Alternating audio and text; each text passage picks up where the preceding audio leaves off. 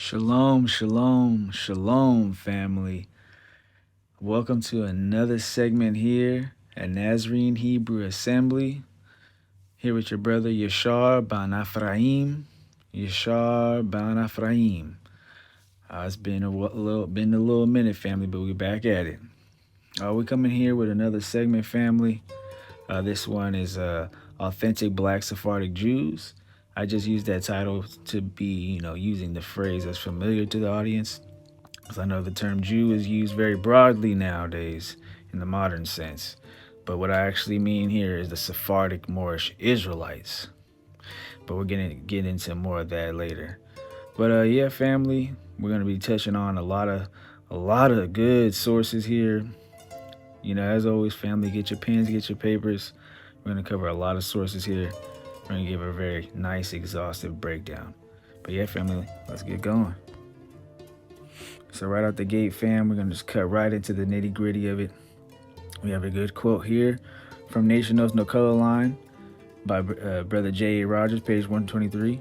It says, the Duchess d'Abrantes, wife of Napoleon's ambassador to Portugal, said that, quote, the Jew, the Negro, and the Portuguese could be seen in a single person.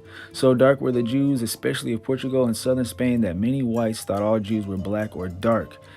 So there you go, brothers, sisters. Right there is just already highlighting the simple, universal, understood thought frame of that Middle Age time frame. This from coming from someone of like nobility, stature, saying that, hey, the Jew, the Negro, and the Portuguese, or the Israelite, the Negro, and the Portuguese can be seen in a single person because they all have, the similar phenotype. Let's continue. But hold on, fam, let's go back real quick. It says, so dark were the Jews, especially of Portugal and southern Spain, that many whites thought all Jews or Israelites were black or dark. So it's saying especially extra hyphen on the Sephardim, that they're very swarthy, very dark complexion. Excuse that, family. Very swarthy, very dark complexion individuals. Let's continue.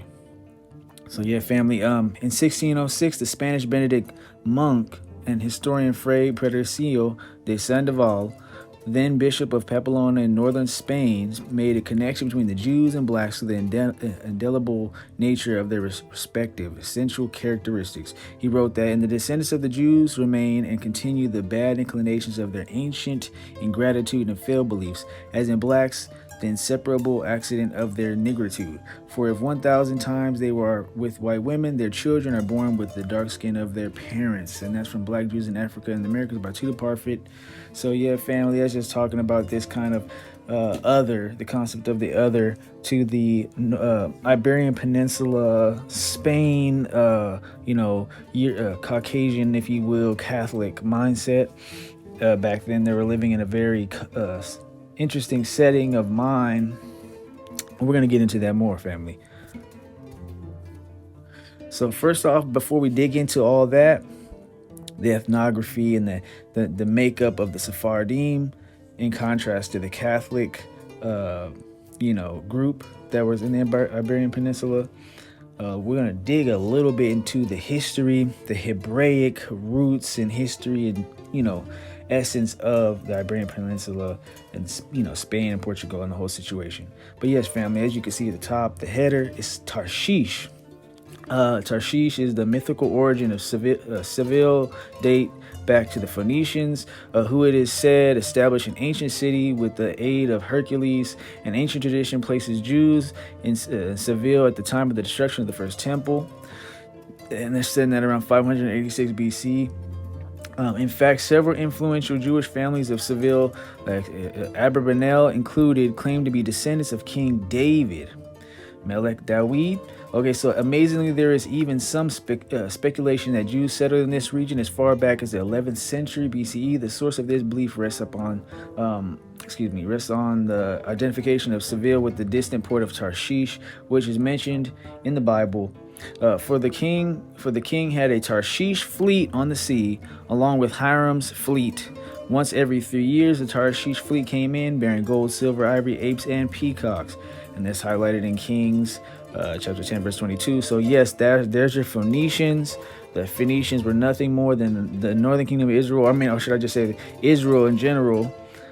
King Solomon, initiated through the King Davidic line. King Solomon in an alliance with the king of Tyre and Sidon, who also had Israelite blood. That's referenced in the scripture on his mother's side. I believe his mother was of the tribe of Simeon.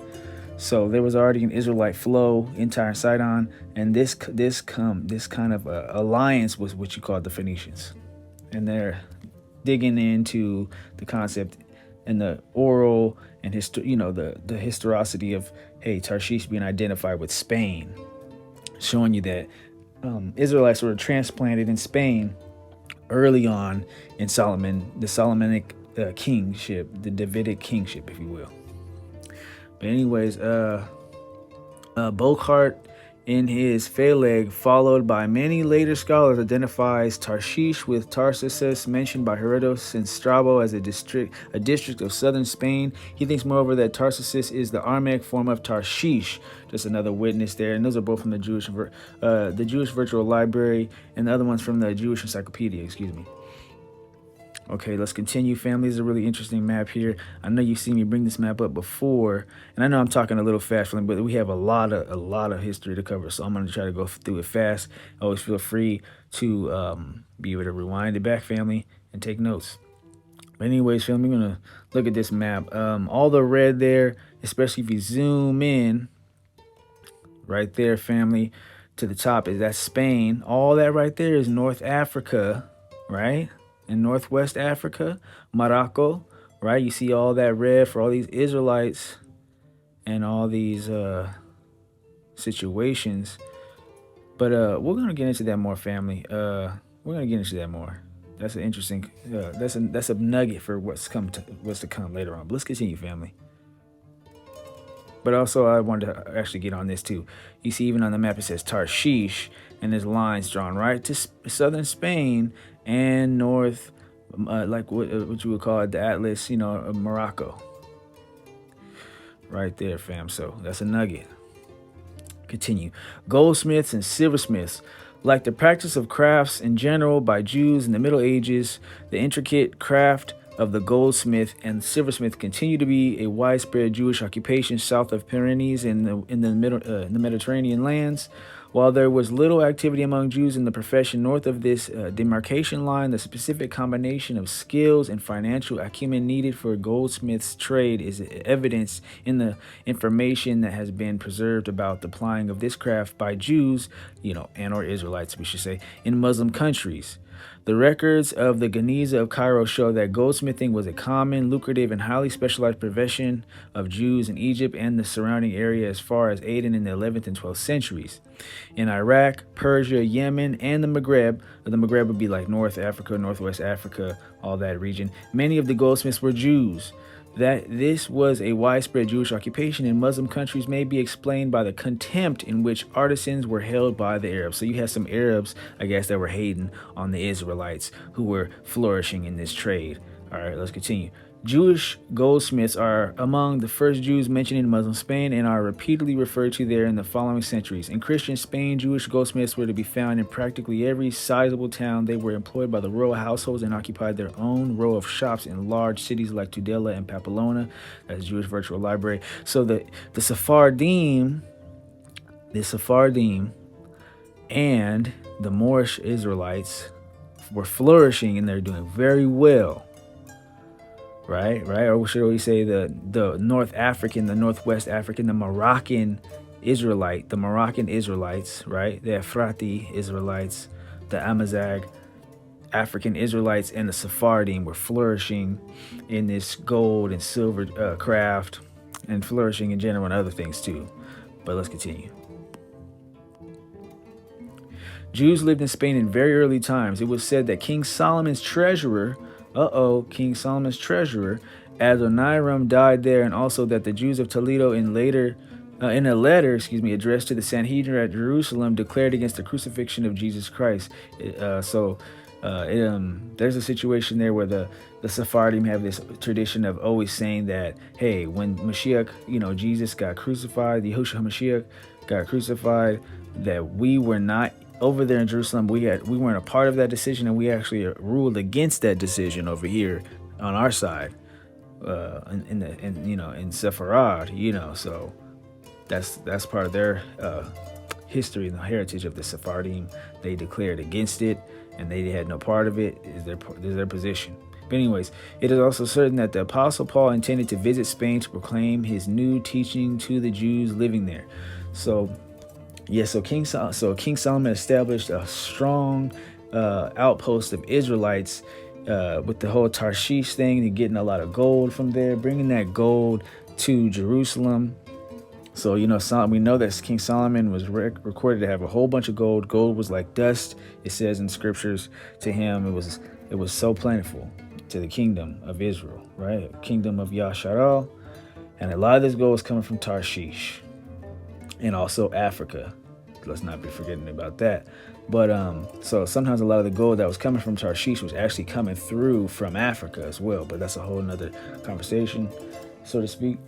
And the treasurer of Solomon is supposed to have died there. So that's a big nugget right there too, showing you that Israelite, deep-rooted early on. Okay, so just digging in more, it said how the Apostle Paul wanted to go to Spain. Why? Because he was supposed to bring the gospel, the Besorah, to the lost sheep of the house of Israel, the lost sheep of the house of Yasharel, and to the Yahudim, and to the Goyim, to the Gentiles as well, right? First, so he wants to go to Spain. Why? Because it says that he was knowledgeable about the Israelites that are supposed to be there, the house of Israel specifically. But let's continue. And Paul, and this is Acts 29, and Paul, full of the blessings of Christ and abounding in the Spirit, departed out of Rome, determining to go into Spain, for he had heard a long time, proposed to journey thitherward, and was minded also to go from thence to Britain. For he had heard in Phoenicia, that certain of the children of Israel, okay, we're talking about Ephraim, right, about the time of the Assyrian captivity, had escaped by the sea to the isles afar off. See? So we're specifically talking about the northern kingdom right here. We're talking about the house of Israel, aka Ephraim, right? The northern kingdom, 10 tribes, 10 lost tribes allegedly. So they're in Spain, is what we're digging on. And then the isles are far off. So he's thinking, hey, I know that they're in Spain. I'm going to go there to give them the Besorah, but I'm not going to stop there. I'm going to keep going to the other places that they're supposed to be. It says, the prophet Ezra, and called by the Romans Britain. And the Lord commanded the gospel to be preached far hence to the Gentiles and to the lost sheep of the house of Israel. Boom. There you go right there. That's Ephraim. And no man hindered Paul, for he testified boldly of Jesus before the tribunes and among the people. And he took with him certain of the brethren which abode with him at Rome. And they took shipping at Ostrium, and having the winds fair, were brought safely into a haven in Spain. And much people were gathered together from the towns and villages in the hill country, for they had heard of the conversion of the apostles and the many miracles which he had wrought. And Paul preached mightily in Spain, and great multitudes believed and were converted, for they perceived he was an apostle sent from Elohim. And they departed out of Spain, and Paul and his company, finding a ship in Amorca, sailing into Britain, they were therein, and passing along the south coast, they reached a port called Raphanus. So the main highlight there is, hey, the house of Israel, northern kingdom, Ephraim, and Spain. That's the highlight. He brought the Besorah to them. So you would have had an earlier transmission of what you would call, before Christianity, Nazarene, right? They're Nazarenes that were being brought forth in Spain because of his preaching. Let's continue. The Spanish Jew Moses de Leon mentioned a tradition concerning the first Jewish exiles, saying that the vast majority of the first exiles driven away from the land of Israel during the Babylonian captivity refused to return, for they had seen that the second temple would be destroyed like the first. Yet another teaching passed down later by Moshe ben Macher in the 16th century explicitly stated that Jews had lived in Spain since the destruction of the first temple. Now, I have heard that this, okay, now we're going to bring it, this is a quote. Now, I have heard that this praise, emet Wayasiv, which is now used by us in the prayer rite, was sent by the exiles who were driven away from Jerusalem and who were not with Ezra in Babylon, and that Ezra had sent inquiring after them, but they did not wish to go up there, replying that since they were destined to go off again into exile a second time, and that the temple would once again be destroyed, why should we then double our anguish? It is best for us that we remain here in our place and to serve God. Now I have heard that they are the people of Tula, which is Toledo, and those who are near to them. However, that they might not be thought of as wicked men, and those who are lacking in fidelity, may Elohim forbid. They wrote down for them this magnanimous praise. So basically, we have, since the destruction of the first temple, in this oral, there's a lot of different migrations that we're going to cover, because there's a lot of different migrations of the house of Israel and also of the house of Judah to Spain. The first one will be the Northern Kingdom. The prominent one will be the Northern Kingdom, and we're going to cover that more as well later. But you do have Judah there too, as well, like the actual tribe of Judah, a house of Judah, if you will. But let's continue. Oh, actually, hold on. But those ones, they didn't come back to Jerusalem for the second temple situation, because they had this faith that they foresaw, hey, we're only going to get into trouble again, and then Deuteronomy, the curses of Deuteronomy is going to come upon us, and the temple's going to get destroyed again, and we're going to get sent into exile another time. So what's the point in coming and doing all that? And he's saying, hey, don't let them be thought of as wicked or rebellious or faithless or something bad, because they're actually pious and they're actually keeping Torah where they're at, faithfully. So let's continue. Similarly, Gedaliah ibn Jechiah the Spaniard has written, in 1492 CE, the King Ferdinand and his wife Isabella made war with the Ishmaelites who were in Granada and took it, and while they returned, they commanded the Jews and all of his kingdoms that in but a short time they were to take leave from the countries they had hitherto possessed, they being Castile, Navarre, Catalonia, Aragon, Granada, and Sicily. Then the Jewish inhabitants of Tula, which is Toledo, answered that they were not present in the land of Judea at the time when their Christ was put to death. Apparently it was written upon a large stone in the city street, which some very ancient sovereign inscribed and testified that the Jews of Toledo did not depart from there during the building of the second temple, and were not involved in putting to death the man whom they called Christ. Yet no apology was of any avail to them, neither unto the rest of the Jews, till at length 600,000 souls had evacuated from there.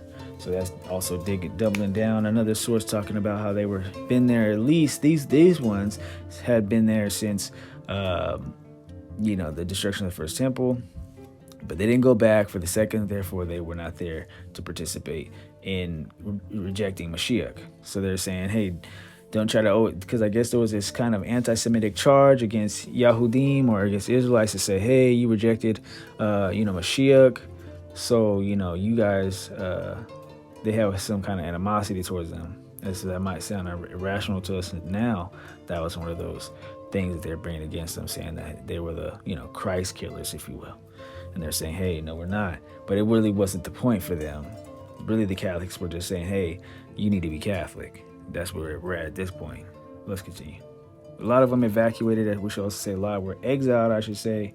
And when they were exiled, a lot of them went down south into what we will call Morocco, and into Greater Morocco, if we want to talk about Greater Morocco, but Northwest Africa and West Africa, and into deeper, penetrated in Africa heavily. And that actually plays a role in how we look at these Moroccan Israelites, or these African Israelites, and these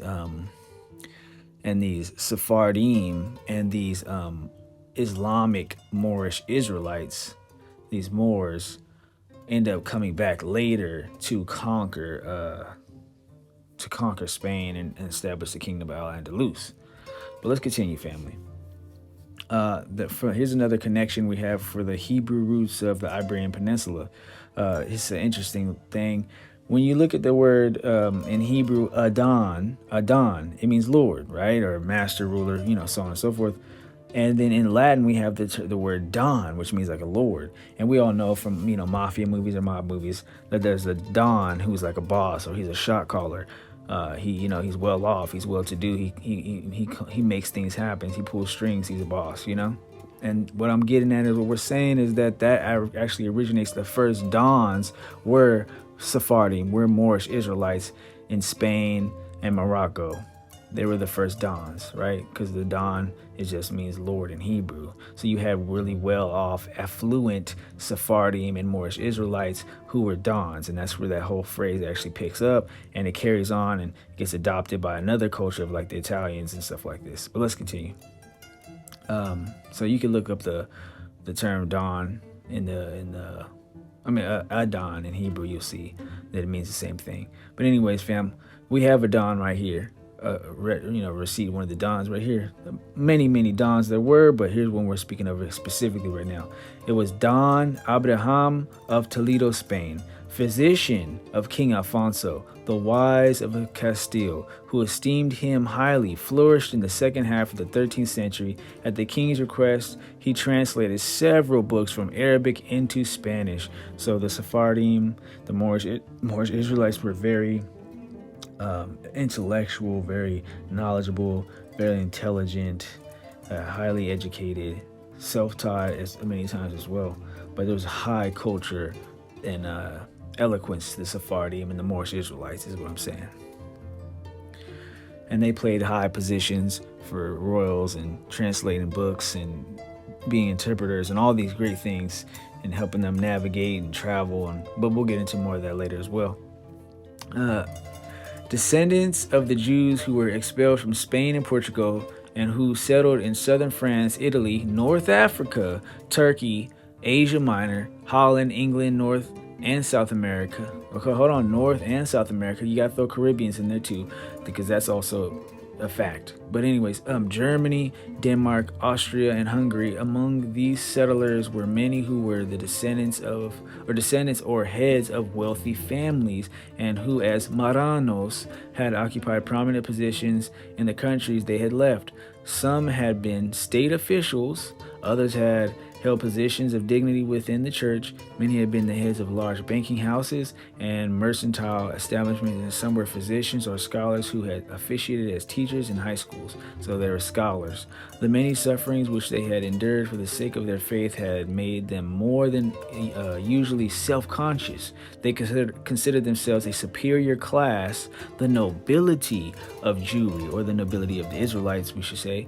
And for a long time, their co-religionists, so other Jews, other Yehudim, and other Israelites, on whom they looked down on, so it's saying, hey, they looked down on them, regarded them as such. So even other Israelites and Yehudim looked at the Sephardim and the Moorish Israelites of Spain and Morocco as like the upper echelon nobility of the Yehudim and the Israelites, right? This sense of dignity which the Sephardim possessed manifested itself in their general deportment and in their scrupulous attention to dress. Even those among them whose station in life was low, as for example the carriers in Salonika or the sellers of pan de España in the streets of Smyrna, maintained the old Spanish grandeza in spite of their poverty. So even the ones who were not really big pop and they didn't have a lot of money like that, they still were having to, fake the funk, fake it till you make it look. They still looked the part. They still were looking like nobility, even when they weren't in a high status. And that's from the Jewish Encyclopedia. Okay, Iberian Peninsula. The Iberian Peninsula is a mountainous region that most associated with the countries of Spain and Portugal. Its history under Muslim and Christian rule is reflected in landmarks like the Alhambra and ornate Moorish palace in Granada, Spain. Okay, so from the Strong's H5676, we have the word Eber, and this is where you get the name Eber. So you had Noah, and Noah had Shem, Ham, and Japheth, but through Shem we get Eber, who is also becomes the tutor. Eber and Shem are like the tutor to Abraham, and Abraham is known as the Eber, the Ebir, the Ibri, right? The Ibrim is his descendants, which is the Hebrew. So that's where you get the word Hebrew, Eber, Heber, Iber, right? Different dialect, how you want to say it. But Eber and is the plural is Ebrim, which is Hebrews, right? But funny enough, interestingly, the whole peninsula is named after the Hebrews in the sense that it's called the Iberian Peninsula, the Eber, Heber, Abar, Iber, Iberian Peninsula, Hebrew Peninsula. And there you have a bronze portrait bust of a lady of Empery, I'm not sure what that is, but it's specifically in Iberia, Spain, circa 100 AD. So we actually have a bust. There's a lot of archaeology that shows that people of color were there, what the Iberian Peninsula people look like, not reflecting the Roman Catholic, or the Visigoths, the other population that were the Sephardim and the Moorish Israelites or African Israelites from Morocco. But let's continue, fam. All right, so we have to touch at least a little bit on the Visigoth kingship and, the other situations that we had to bring a little context.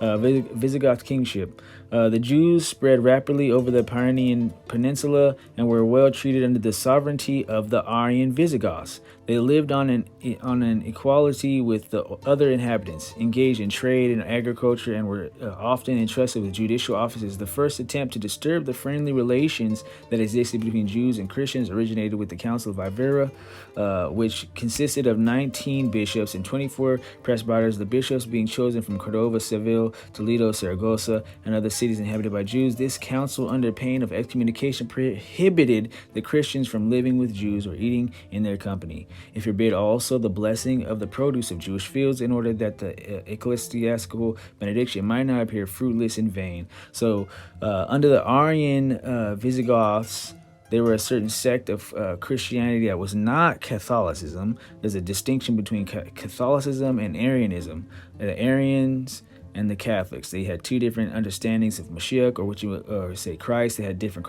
Christological understanding, different Christology. And so I guess the Sephardic Israelites, the Moorish Israelites, Yahudim as well, they were flourishing, doing pretty good with the Aryan Visigoths, until you'll see that the Aryans convert to Catholicism, and that's when things really kick off into a bad place. Okay, and this is all from the Jewish Encyclopedia right now. The position of the Jews became even less favorable when King Record, for political reasons, abjured the Arian faith before the Third Council of Toledo and entered the Catholic Church. In order to confirm the converted Arians in the Catholic faith and to win the clergy over to his side, he endeavored to prevent the Christians from associating with the Jews, who, as the allies of those opposed to his conversion, might have proved dangerous opponents of his religious plans. At the Council of Toledo in 589, he issued an order to the effect that Jews might not acquire or own Christian slaves, nor fill public offices, nor have intercourse with Christian women. The circumcision of a slave or of a Christian was punished with confiscation of property. Sigismund decreed the first persecution of the Jews in Spain, whether he was influenced by Emperor Heraclius or whether the clergy brought it about is unknown, but he ordered that within a year all Jews should either submit to baptism to Catholicism or leave the Visigoth kingdom forever. Many Jews fled, but a great number, more than 90,000, saved their property and their homes by embracing Catholic Christianity, though at heart they remained Jews. So these are your crypto Jews, your crypto Israelites. There was pressure after the Aryan Visigoth rulership in the kingdom of Spain converted to Catholicism. Their whole way of dealing and looking at the Israelites changed, and to show that they're dedicated to the Pope and to Catholicism, because the Pope was against the Israelites, against the Yehudim, and they seen them as a problem because they didn't agree with Catholicism. So the Visigoth king wanted to show that he was all the way down. He was all the way in. He was 10 tones down with the Pope and his orders and his perspective.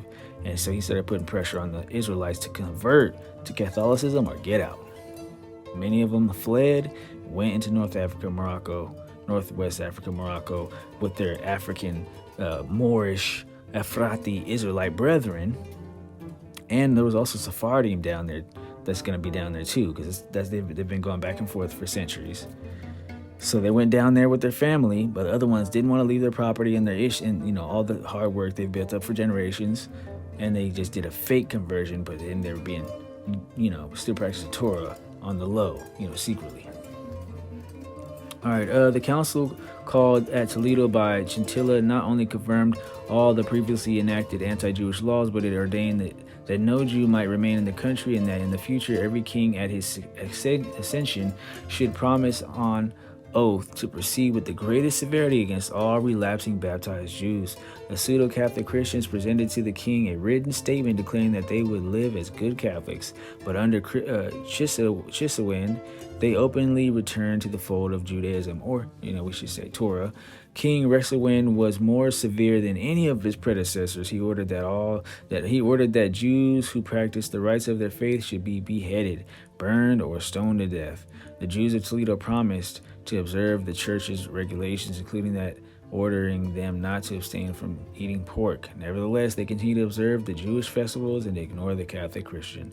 So there was some heavy threats. So if you keep doing Torah and you're not really serious about this conversion to Catholicism, basically it was getting more and more dangerous.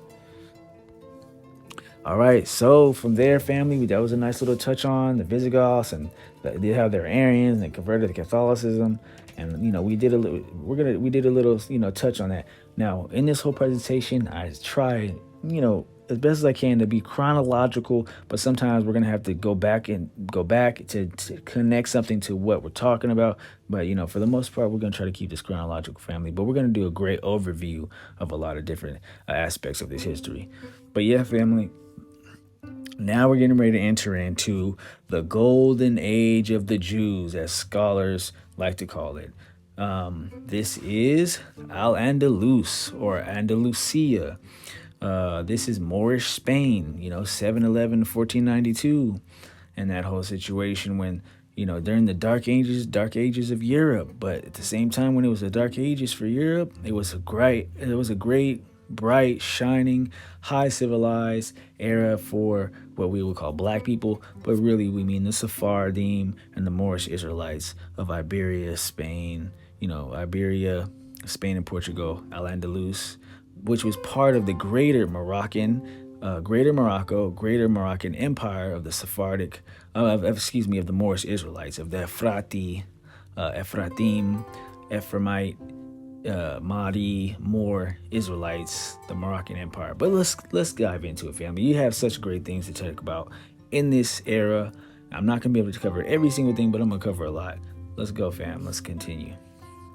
Okay, family, so Al-Andalusia, the largest of the ancient divisions of southern Spain, comprising the Moorish kingdoms of Seville, Cordova, and Granada, with the towns of Malaga, Lucena, which is Alacena, and several others. This most beautiful portion of the Iberian Peninsula early attracted Jews, as it had earlier attracted the Phoenicians. Remember, we talked about those Phoenicians. That's just the Davidic kingship in alliance with the Tyre Sidon king, who also had Israelite blood, and they were doing great things with their fleet of ships, going on to North Africa, going on to Spain, going on to West Africa, and going into the Americas as well. But that's a whole nother conversation. Let's continue, fam.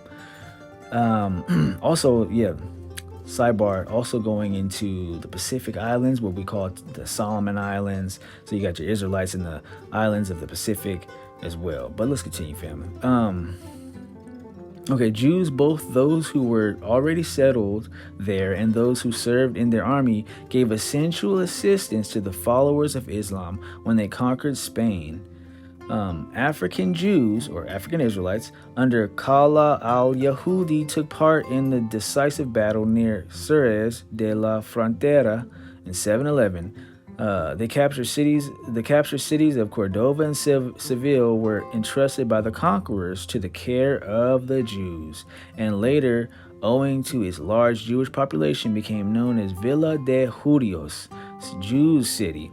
The Jews, so long oppressed, were now allowed the fullest religious freedom by their new rulers. They lived under no civil disabilities whatever, and poll tax, Dima, was the only fiscal burden laid upon them.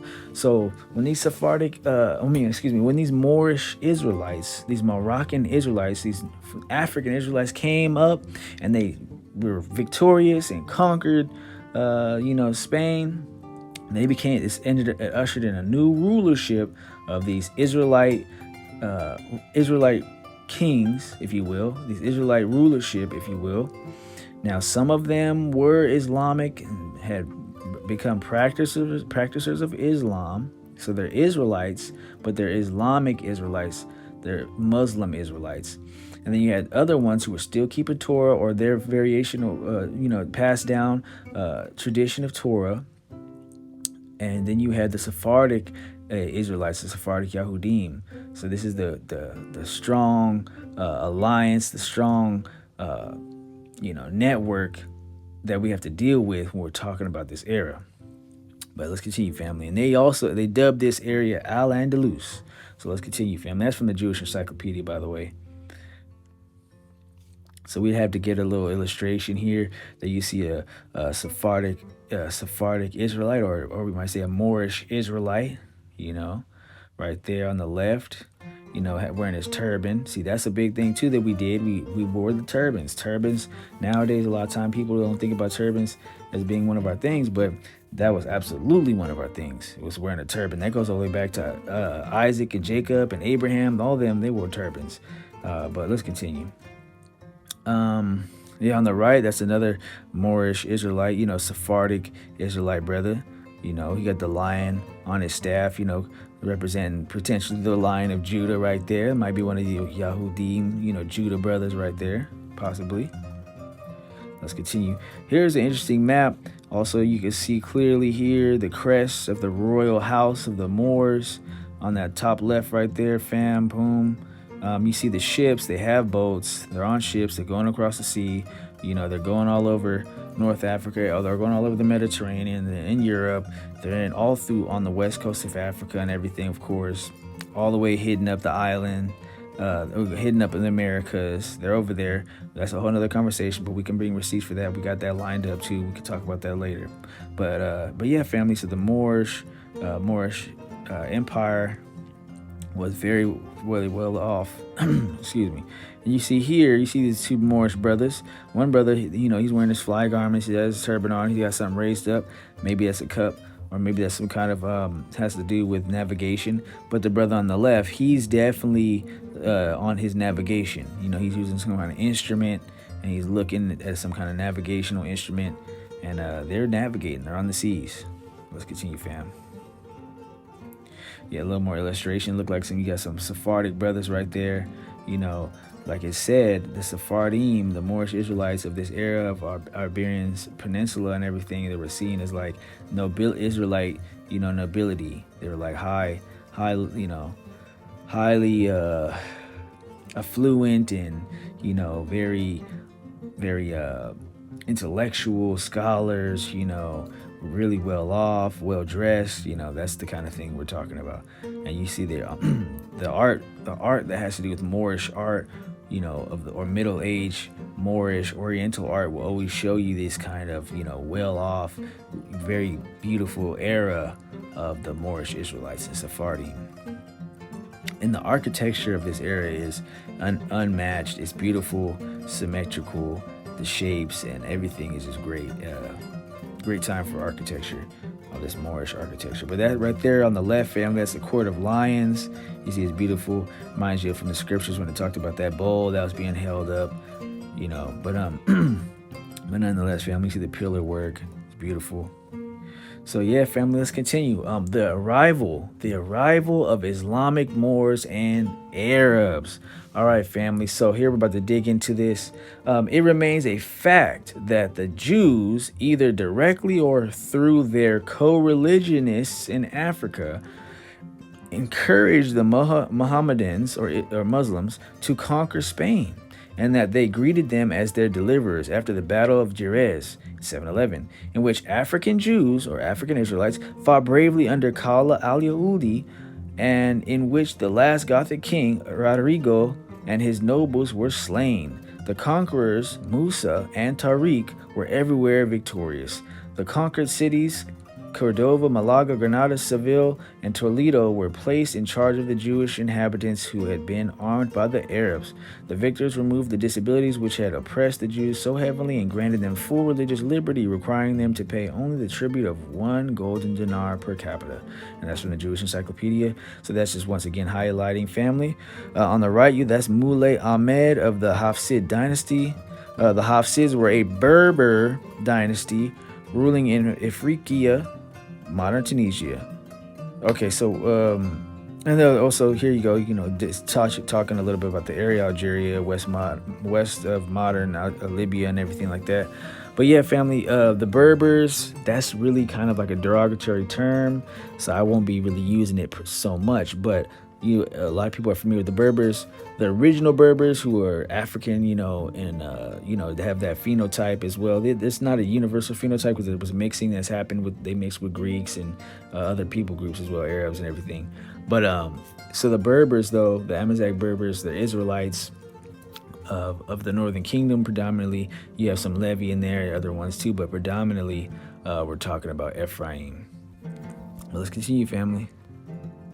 So we're going to touch on that a little bit because I know a lot of people want to be on the Judah bandwagon and they want to say we're all Judah and everybody's Judah and Judah has the biggest slice of the pie, when in reality we know that Ephraim actually has the biggest slice of the pie, because Ephraim is the northern kingdom, which is all 10 tribes, and the southern kingdom of Judah is basically, if you just cut down to, you could just say it's Judah, Benjamin, and you have Levi in there. But of course, you could have some other ones in there too that came in. You have some Ephraimites and others that will come in later a little bit.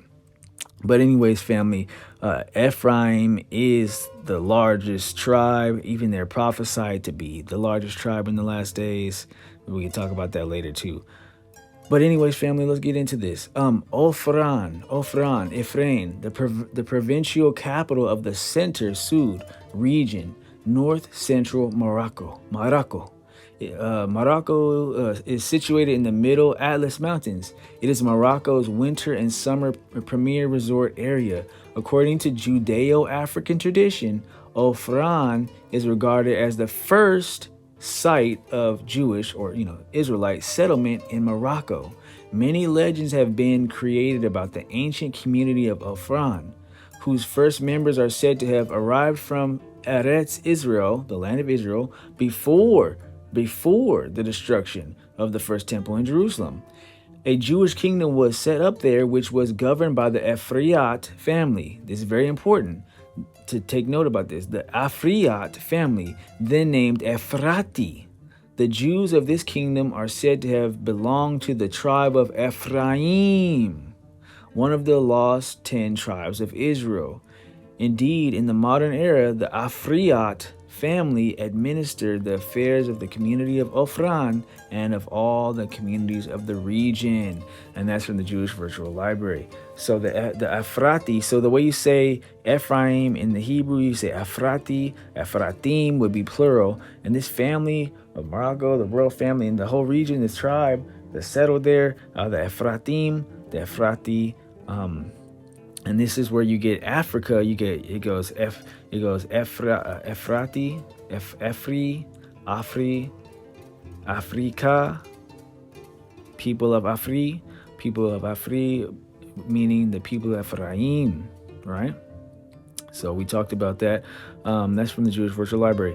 According to later traditions, thousands of Spanish Jews had settled in Africa by 693. It is told that these Jews, together with their Moroccan co-religionists, plotted to conquer or deliver Spain into the hands of the more tolerant Muslims.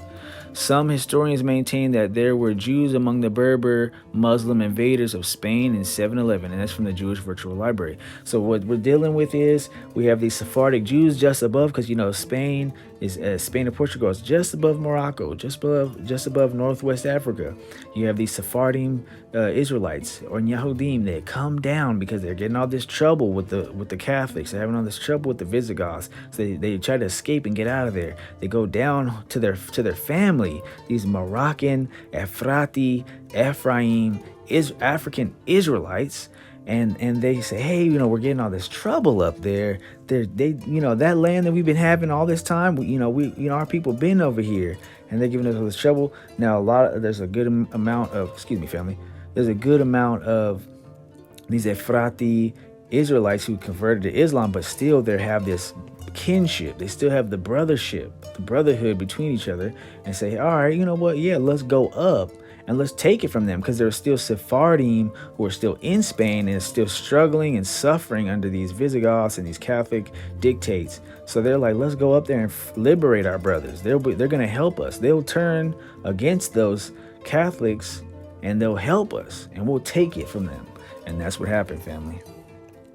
And then that imagery right there, that all where it says Al Maghrib, that Maghrib right there, family, this and that green up there where it says Al Andalus, that's that green Al Andalus part, that's Spain and Portugal. And that all down there, Maghrib, that's Northwest Africa. So this is your Moorish Empire. This is your Moroccan Empire. This is your Ephraimite Empire. And this is something that was rocking, something that was affluent, something that was shining, great in all these different disciplines, and mathematics and astronomy and history and poetry and scholarship and languages and all these things, family, and the naval, sea ship, all these things, family. But let's continue. Okay, Moors from 711 to 1492. The Moors themselves were ethnically diverse culture, including both Berber tribesmen from Morocco, Africa, and sophisticated rulers from old Arab families. From their capital in Cordova, various rulers... Now, hold on, pause there. Remember when we talked about those Berbers? We mean the Amazigh. We mean the Ephrati, right? That's where you get African, Ephrati, Ephraim, right? And so but let's continue, fam. But you had these Arabs that also came over. You get them Ishmaelites in there too, right? So let's continue, family. From their capital in Cordova, various rulers of the United Islamic State of Al-Andalusia, pledged allegiance to foreign caliphs in Syria, Baghdad, or Morocco. So you have, let's let that sink in, all right? There's a caliph. Talk about Khalifa, right? There was a caliph, which is like a king, in Morocco. And he was in Morocco calling shots. He was a king. It was a part of this Moorish, Moroccan, Ephrati, Ephraim empire, all right? But they had alliances with other ones too throughout the history, like it says in Syria and Baghdad. But also, hold on, let's continue. With cultural ties that stretch from Spain to Africa, to Arabia, to Persia, and beyond. Hold on. And beyond, we could be talking about going into like what? Deeper in the Middle East, India, the Americas. Let's continue. But anyways, the Moorish culture in Spain, especially around 800 to 1000 AD, was perhaps Europe's most advanced. It's Europe's most advanced, a beacon of learning in Europe's so-called Dark Ages. So whenever you hear in history when they talk about, it was the Dark Ages, why was it dark? Why are they calling it the Dark Ages? Have we ever stopped to wonder why they're calling it the Dark Ages? Or is it because they're saying there were some plagues that were happening? Or is it because the Moorish Israelites, the Moorish Israelites, the Sephardic Israelites were doing well underneath the Moorish Israelites, as Ephrati, Ephraim Israelites from 711 to 1492. So since they were ruling in Europe and throughout Africa and basically had a world, like world power, and they're ruling the world from this point, basically. That's why they're calling it the Dark Ages, family. That's the secret. That's the mystery about the Dark Ages. But in continuing, mathematics, astronomy, literature, and architecture flourished.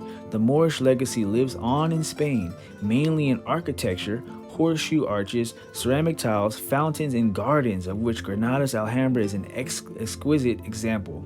The Moors ruled for more than 700 years, but throughout that time, pockets of independent Catholic Christians remained, particularly in the mountains in the north of the peninsula. Local Catholic kings fought against the Moors whenever they could, slowly, whittling away at the Muslim empire, reconquering more and more land in what's known as the Reconquista. The last Moorish stronghold, Granada, fell to the Catholics and the Catholic Christians in 1492, and that's from that expert, that scholar. You've seen him on TV. I'm sure you've heard of him. You've seen him on traveling and doing all these different things on a Travel Channel. Rick Steves, and it's from Rick Steves' book, The Best of Spain. So yeah, family, the Reconquista was all about taking the Moorish Israelite land. So wherever the Moors were, wherever they owned things, wherever they were, after they were able to finally win, it took a long time. It took centuries, obviously, because they were ruling for over 700 years, like it said. Eventually, they whittled away. They caught them slipping a little bit, pushed them back. A lot of them went back into Morocco, into Greater Morocco, deeper into Africa, and they wanted to chase them into Africa. Or this is kind of leading us into maybe slavery, you see, but slavery and things were happening as well too to those, bad things were happening to those Moorish Israelites, the Sephardic Israelites who refused to convert. There was killings and all kinds of atrocities. But anyways, the Reconquista wants to go to all Moorish avenue, all the places the Moors and the Sephardim were expanded to and were having their residence, and take it from them. So we're talking, first it started with Spain and Portugal out in Andalusia, then they're going to push into Africa, and then eventually they push into America because they discover that the Moorish Israelites, so Sephardic Israelites, were in America. They heard the legends, they heard the whispers and the myth of it. And it starts as a myth, but then they start really believing it, saying, hey, this is really a thing. Well, this is not a myth. There's a lot of scriptures. There's scriptures, and there's also historical records to pull into that about what was going through the minds of Christopher Columbus and the royal crowns of Spain and Portugal around this concept of the Moors being far in some far off land, beautiful paradise place, beautiful place, and all the concept of Prester John, and all these kind of legends and myths about the Moors and the Moorish Israelites being in some other land somewhere else. And this was a driving force in that. But that's a whole nother conversation, family. I don't want to get off on a tangent. Let's continue. But yeah, family, just looking at some of this beautiful artwork that we see. Orientalism is what they call it. Also, it's like a Moorish art. The image of the black, if you will, and middle-aged European art, Western European art. They put it into a lot of different titles, what they call this kind of art. But this is depictions from the Middle Ages, family, Al-Andalusia, those Moorish Israelites, those Sephardim. You see on the left, one of them sitting there with his turban on, smoking. And there's a prisoner, maybe some kind of Visigoth, rebel who got caught trying to do something he wasn't supposed to, some kind of assassination or some kind of plot, and they caught him. It says The Prisoner by Filippo Baratti. He's sitting there bound up. And then you got the one in the middle. You got this Moorish Israelite brother walking, and the other brother is kissing his hand. He must be some kind of like great teacher, some kind of great sage, something to that effect. Maybe he's somewhat of a revered figure, anointed by the Most High, if you will, is in the eyes of the people. But yeah, family, you see the great architectural Moorish architecture, if you want to look that up, Moorish architecture. But this is a little nod here, because we know it says in 1492 Christopher Columbus sailed the ocean blue, and talks about the Reconquista. The Reconquista was a campaign led under the banner of the Roman Catholic Church, set out to reconquer all the lands of the Jews and the Moors. Okay, so yeah, isn't it a coincidence that the Moorish Israelites ruled from 711 to 1492, and it just so happens to be that right after that, all of a sudden now Christopher Columbus and them are just so happen to just decide to cross the sea and just accidentally discover America. See, right when they had initiated the Reconquista, so first they win in 1492, right? Because the Moorish Israelites were from 711 to 1492. They take that L in 1492. They're trying to do this Reconquista and reconquer all the lands from the Moorish Israelites. And now all of a sudden, that's the same year that they end up going into America, Christopher Columbus. And Christopher Columbus had a Moor with him as a navigator. More about that later. We can talk about that more later. But let's continue, family. All right, family. So I know a lot of people, there might be some people listening that just hear that the Moors were Israelites and they're like, yeah, okay, that makes sense. And there's nice to be other people that say, oh, well, the Moors aren't Israelites. Not everybody's an Israelite. And I know that's something that we get a little pushback. But there is a lot of records about the Berbers, about the Amazighs, to be more correct, having Islamic religion there, right? But prior to their Islamic religion, they were Israelites in origin and keepers of Torah, aka Jews. In a more modern context, we say Jews, even though when we say Jew, we really should be probably more specifically talking about the southern kingdom of Judah, where you get the word Jew. But nowadays, they use the word Jew very broadly in a lot of cases, even when they're explicitly referring to northern kingdom. But I digress. I even heard people asking, was Abraham a Jew? Which is absurd because he existed before that ever existed. But let's continue, family. So when we're talking about these Amazigh, these Moors, these Berbers, we're specifically talking about Israelites, Northern Kingdom, Ephraim, Ephrati, Afriat, right? But let's continue, family. All right, so let's pick up right here. This is from the Jewish Encyclopedia. We'll just pick up right here. Under the dominion of the Romans and after 429 of the Vandals, the Mauritanian Jews increased and prospered to such a degree that church councils of Africa found it necessary to take a stand against them. The Justinian edict of persecution for northern Africa, issued after the Vandal rule had been overthrown and Mauritania had come under the dominion of the Byzantines, 534, was directed against the Jews as well as the Aryans, the Dantists, and other dissenters.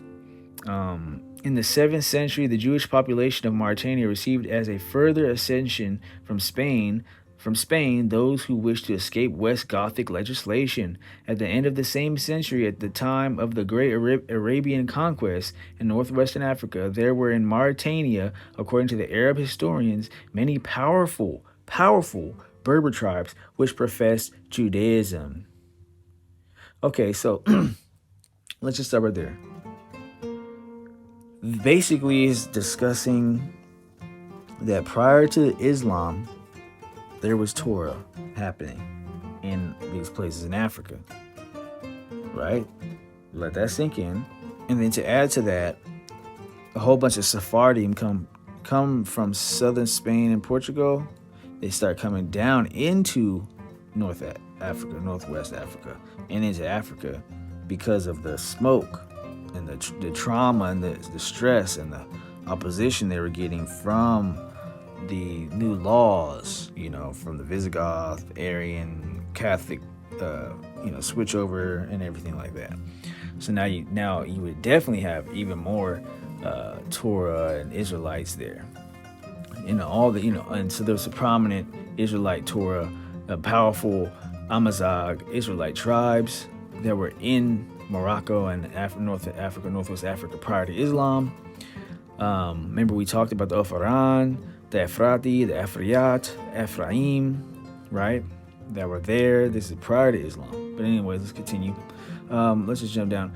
Berber Jews. It was the Berber Jewess Dahiya or Damia, known as Kahina, who aroused her people in the Aras, the eastern spurs of the Atlas, to a last, although fruitless, resistance to the Arab general Hassan ibn Numan, and herself died.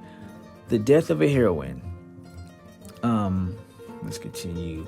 As in the Hellenistic lands of Christendom, so also in Mauritania, Judaism, now listen to this, Judaism or Torah, they were already in Torah, they're already Torah keepers, they're people of the book, right?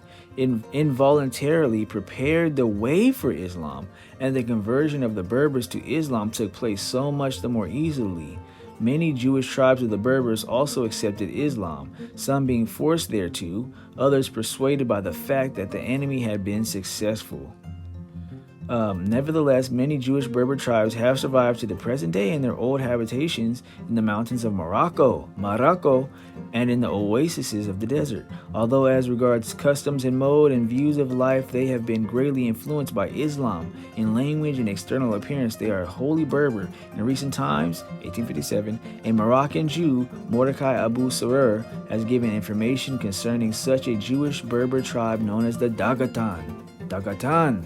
So you have all these Moroccan Israelites, African Israelites. A lot of them converted to Islam.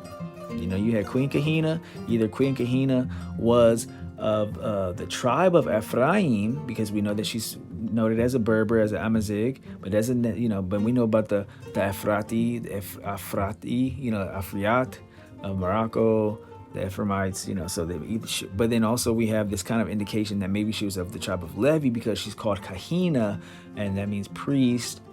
You know, you have the Kohen, the Kohanim. Kahina is like a feminine form, so she perhaps is a Levite, or she might be a merger of more than one tribe. She's Ephraim on one hand and Levi on the other. You know, maybe her mother was Ephraim and her father was Levi, or vice versa. We're not for sure, but we know she was an Israelite African queen.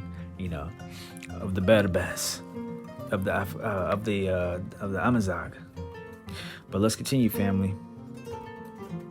Okay, an account of the Dagatan, whose name may perhaps be driven from the Arabic Tuhatan, equaling infidels, was first given by Rabbi Mordecai ibn Sarir of Akka, Morocco, who in 1857 journeyed through the Sahara to Timbuktu, and whose account of his travels was published in the Bulletin de la Société de Géographie. According to Rabbi Mordecai, the Dagatan live in tents and resemble the Berber Tuaregs, among whom they live. In language, religion, and general customs, they are fairer in complexion than the generality of African Jews, and are still conscious of their origin. They are subject to the Tuaregs, who do not intermarry with them. Rabbi Mordecai is the authority for the statement that their settlement in the Sahara dates from the end of the 7th century, when Abd al-Malik ascended the throne and pushed his conquests as far as Morocco.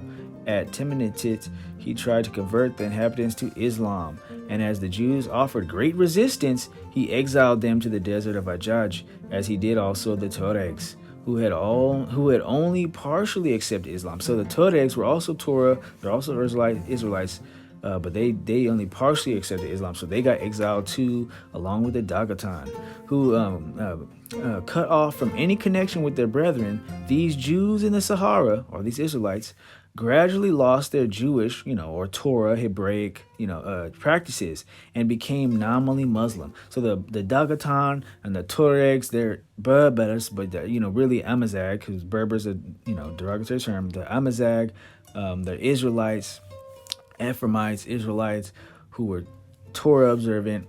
They refused Islam. The Dagatan refused Islam. The Tuaregs partially accepted it, but that it wasn't good enough. They both got exiled, but over time anyways, because Islam just kept growing, got popular, kept spreading, they eventually just became, the descendants ended up becoming Muslims anyways, so it was kind of fruitless in the end. They ended up becoming Islamic, even though they're Israelites. These statements of Rabbi Mordecai evidently rest upon some foundation. The Arabs driven to Hajjaj are to be identified with the Mekhagra mentioned by Urin de Berry, among whom a few Jews are still said to dwell. Horowitz also speaks of many free tribes in the desert regions who are Jews or Israelites by race, but who have gradually thrown off Jewish customs and have apparently accepted Islam. Among these tribes, Horowitz says the Dagatan, numbering several thousands, and scattered over several oases in the Sahara, even as far as the river Deliva or Niger. Oh, the river Niger? Israelites? Ancient ones? Oh, what are we talking about? They're Nigers? So these Nigers along the Niger, are Israelites. Interesting. And we had slaves that were brought from that region, saying the descendants today in America saying they're Israelites. That's interesting. All right, Horowitz says that they are very warlike and in constant conflict with the Tuaregs. According to Horowitz, the Mechagra mentioned above are also to be reckoned as one of these Jewish tribes. So the Mechagra, the Daghestan, the Tuaregs, you have all these different Amazigh, Berber, Moorish Israelites in Africa, and you got them fighting with each other, but a lot of them become Islamic, and they're warriors. They're all warriors. Sounds interesting. It's kind of like how you have the descendants over here in America who are still warriors, and that obviously they have a lot of issue with unity, fighting each other and stuff like that, right? Sounds interesting. Seeing some parallels. Okay. And here we go. The Moorish Empire. In less than 100 years, the black Arabs had pushed their way completely across North Africa in the 7th century. At this time, the Arabs were black. They had not mixed much with other people. The Arabs did penetrate into the interior of the Sahara Desert, but only in small numbers, so that the territory remained basically African. Moulay Idris, the descendant of Ali, the son-in-law of Muhammad, brought northern Morocco under his control. Late in the 7th century, his son and successor was Idris II, who founded the Kingdom of Fez. At this time, in the land of Spain, the black Jews were persecuted, and many had fled to Morocco for refuge. A lot of them, Sephardim, running, trying to escape to Morocco. Why? Because all those Ephraim, Israelite brethren are there to embrace them, and they're mighty and numerous, right? As a result of this persecution, the Jews of Morocco and the Moors, those Moorish Israelites, planned to invade Spain with the assistance of Spanish Jews who were still there, right? In the meantime, the plot was uncovered and the Jews of Spain suffered for their intentions.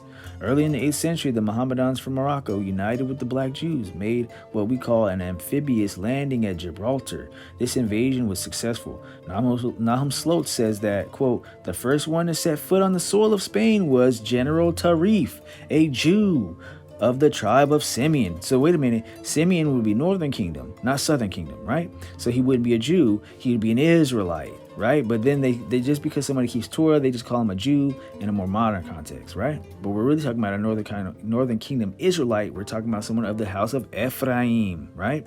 So let's read that right now. The first one to set foot on the soil of Spain was General Tarif, an Israelite of the tribe of Simeon, of the house of Ephraim, after whom the island of Tarifa, opposite of Tangiers, was named. So there's still an island, the island of Tarifa, that's named after him.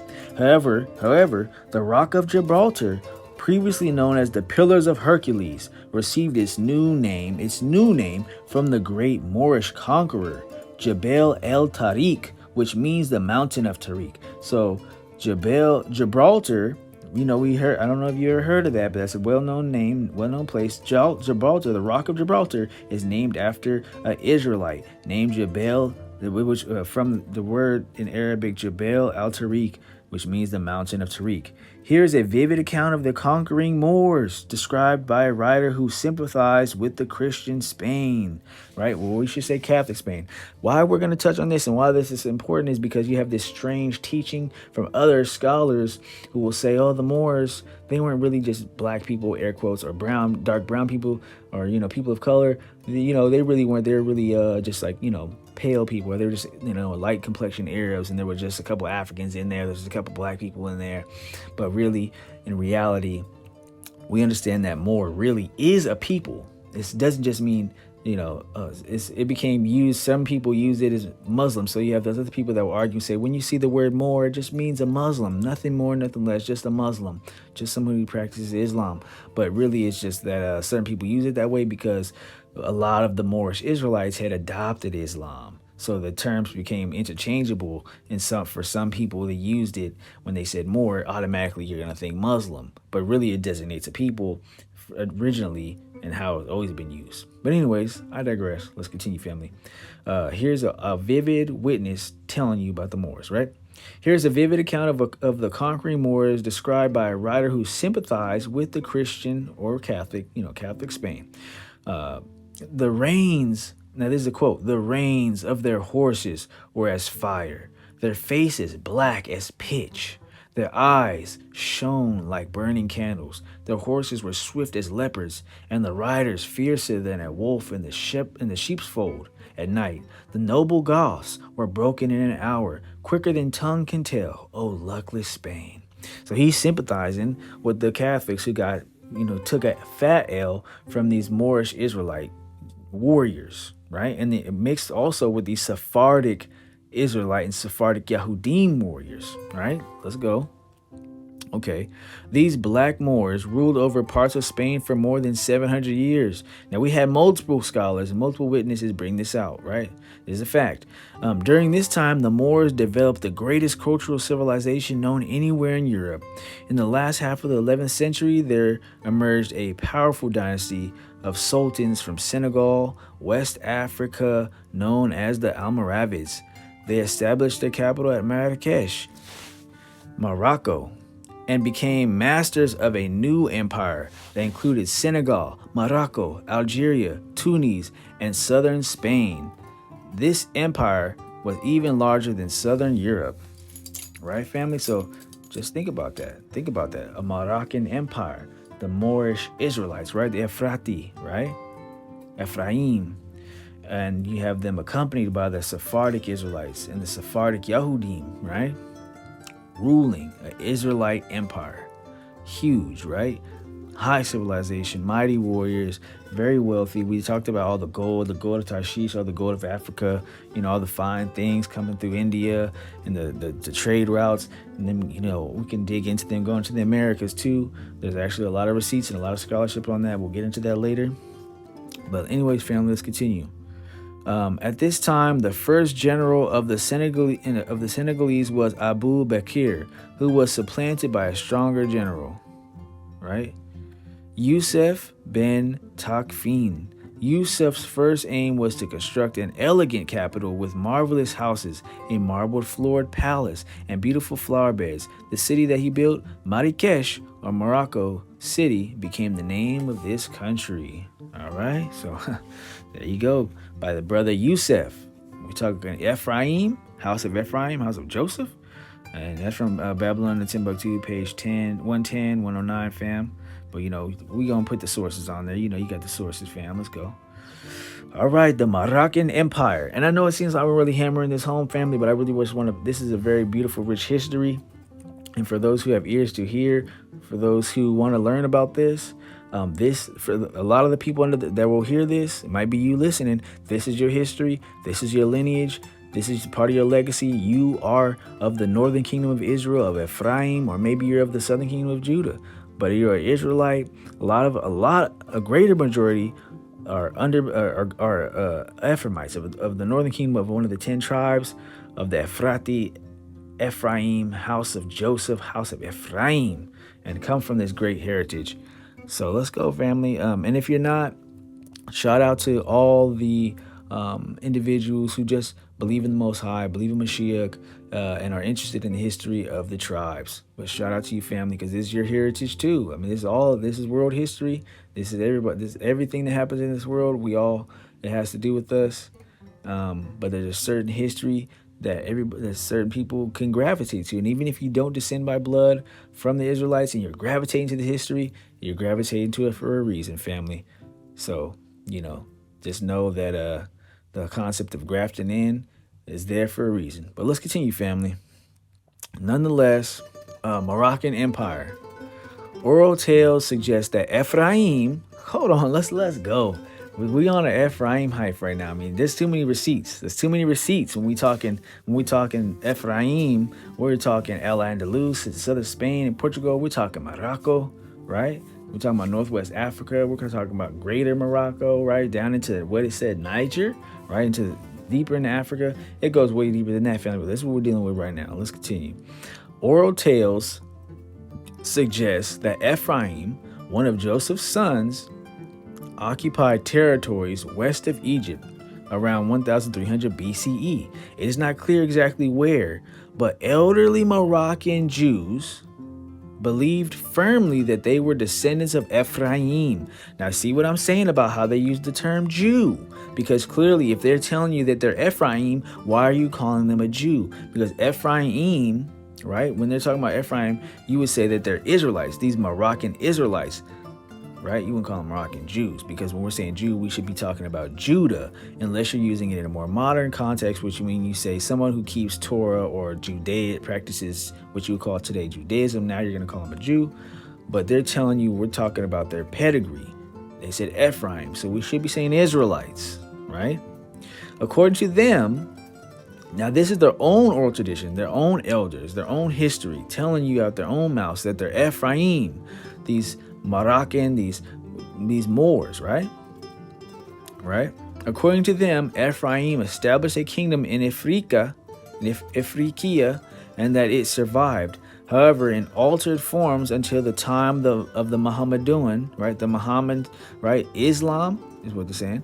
Scattered evidences validates their accounts. For example, the massive adoption of Judaism by local tribes in North Africa, right? The existence of the kingdom of Digeria, right? Digeruya, right? A tribal names such as Ait Israel and Ait Musa and more, right? And this from the Jewish Moroccan archive, right? So basically the oral tradition of the people themselves, the oral tradition of this people going back to the Morocco, to the Moors, aka the Amazigh and the Berber and all that. Remember we talked about from the Jewish Virtual Library, those other sources talk about the first settlement was Ephraim family, the royal house of Joseph, right? This is doubling down on that. Another witness, another scholar shouting that out, right? That's where you're getting the Ephrati becomes the Africa, right? Okay.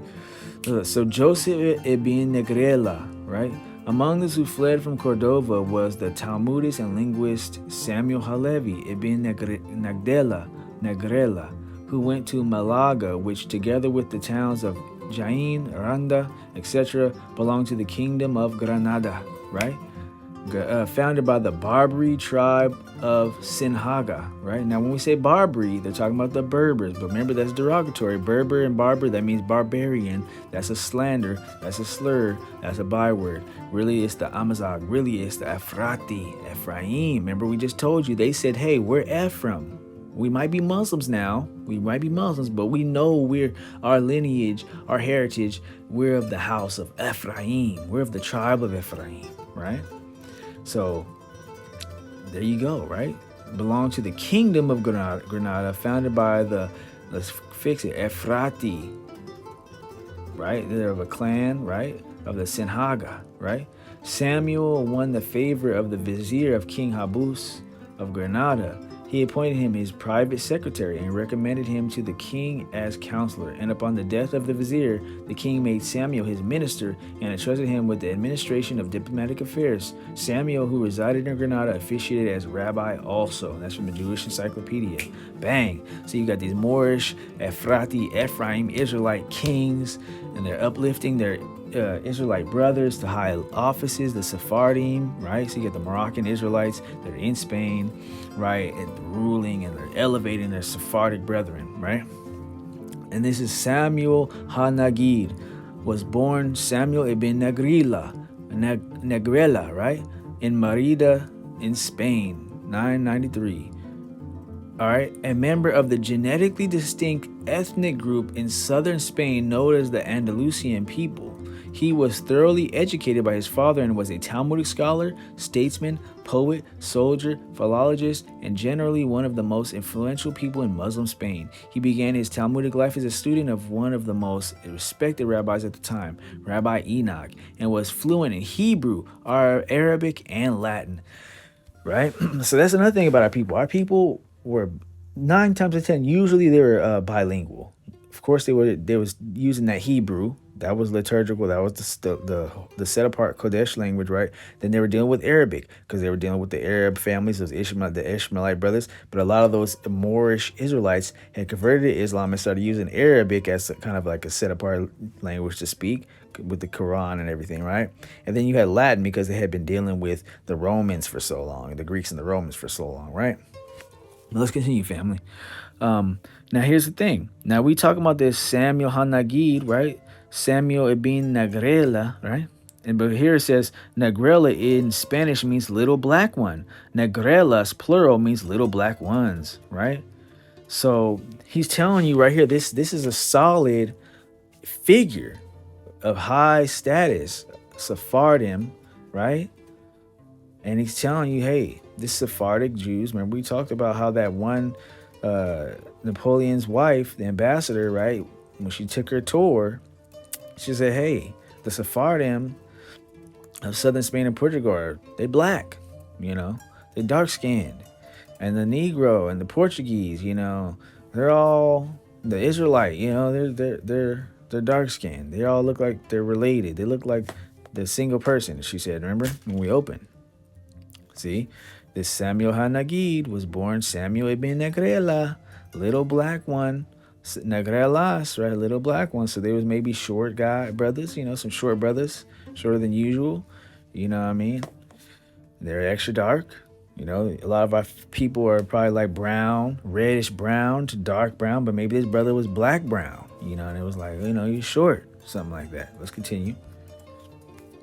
Okay, Samuel ibn Nagdela lived from 993 to 1056. He started out as a grocer. His acquisition of knowledge in the languages, mathematics, and philosophy was extraordinary. Because Samuel had a beautiful handwriting, he was appointed secretary of the Grand Vizier. In this position, he was able to put to good use his wisdom and knowledge. When the vizier died, Samuel succeeded him in as an advisor to the Moorish king of Granada. On several occasions, he was appointed as the head of the Moorish armies of Granada. Samuel ibn Nagdela was respected also in Jewish circles. The king of Granada elevated him to the position of Nagid, that is, prince or leader of the Jews, right? Moses Maimonides was the outstanding black Jew during the Middle Ages. He is known as Rambam, Rabbaneh Moshe ben Maimon. Moses was born in Cordova on March 30th, 1135, the eve of the Passover. His father Maimon was an offspring of a great family of scholars and religious leaders. His family tree has been traced to Rabbi Judah, the prince, the composer of the Mishnah, to the royal house of Dawid. So you have all these solid connections of Israelites, long lineages, different lines, different migrations, right? But long history of Israelites in Spain and Portugal, right? All right, family. So a little nugget here, so we'll stop and take a little recap on some things, a few concepts. The Jews, really the Israelites, status fluctuated between Islamic rulership, whether it be the Arabic or Berber Moors.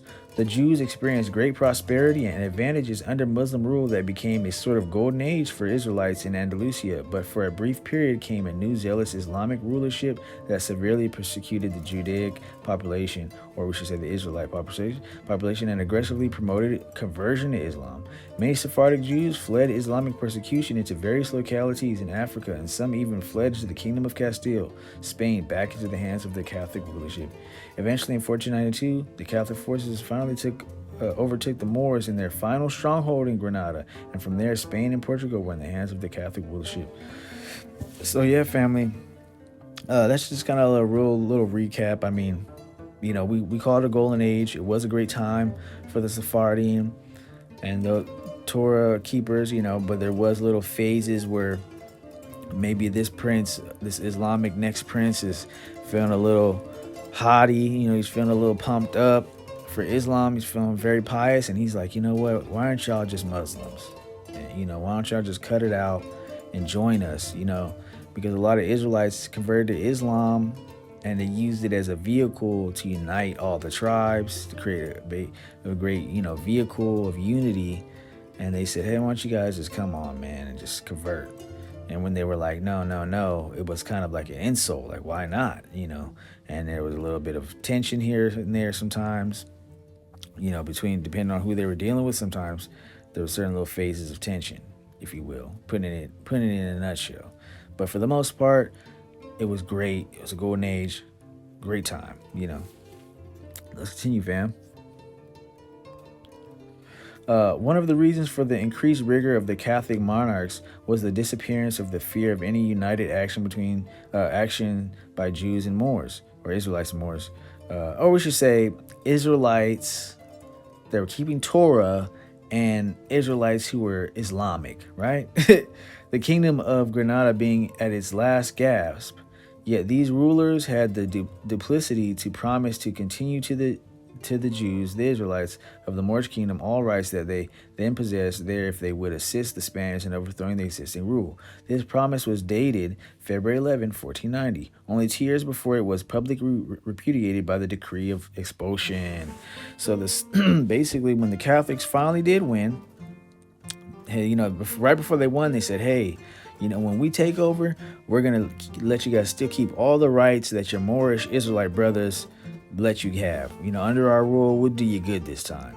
But then when they actually won, and they didn't follow up on the promise, and they actually did them worse and gave them the expulsion. You can convert to Catholicism or you can get out.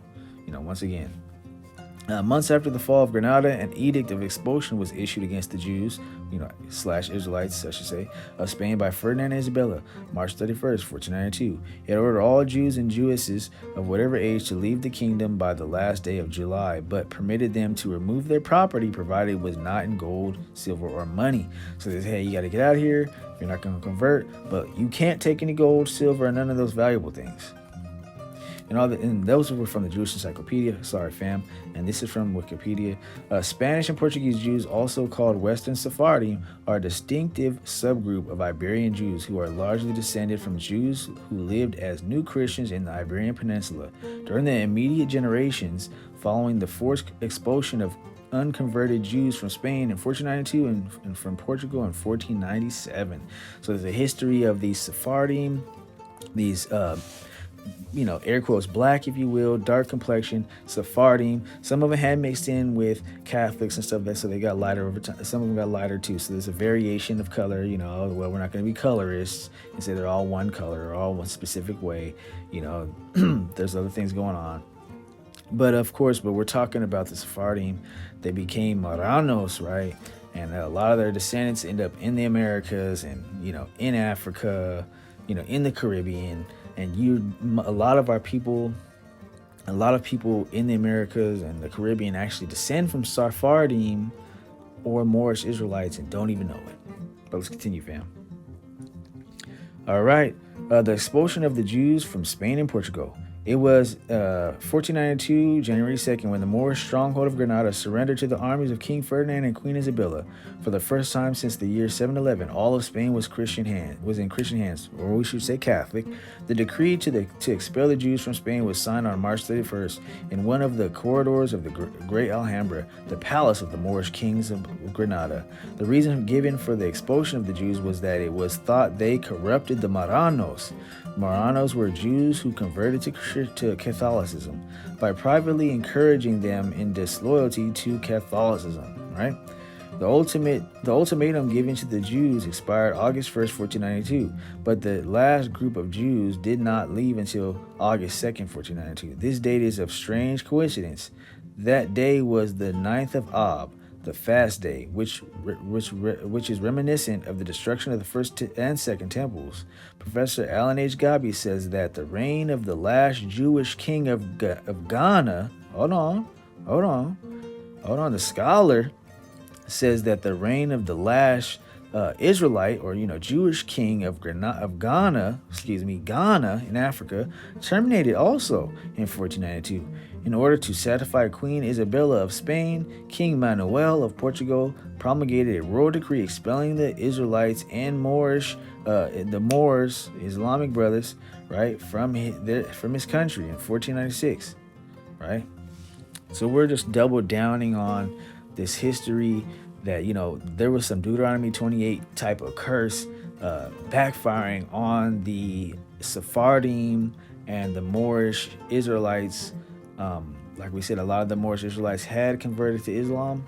Maybe that's part of it. I'm not sure exactly, but we do know that they took a L. They got expelled. They had a lot of tragedies that took place, and they had to leave and deal with. A lot of people had to be forced converted to Catholicism and deal with being a Catholic, and we understand the idol worship.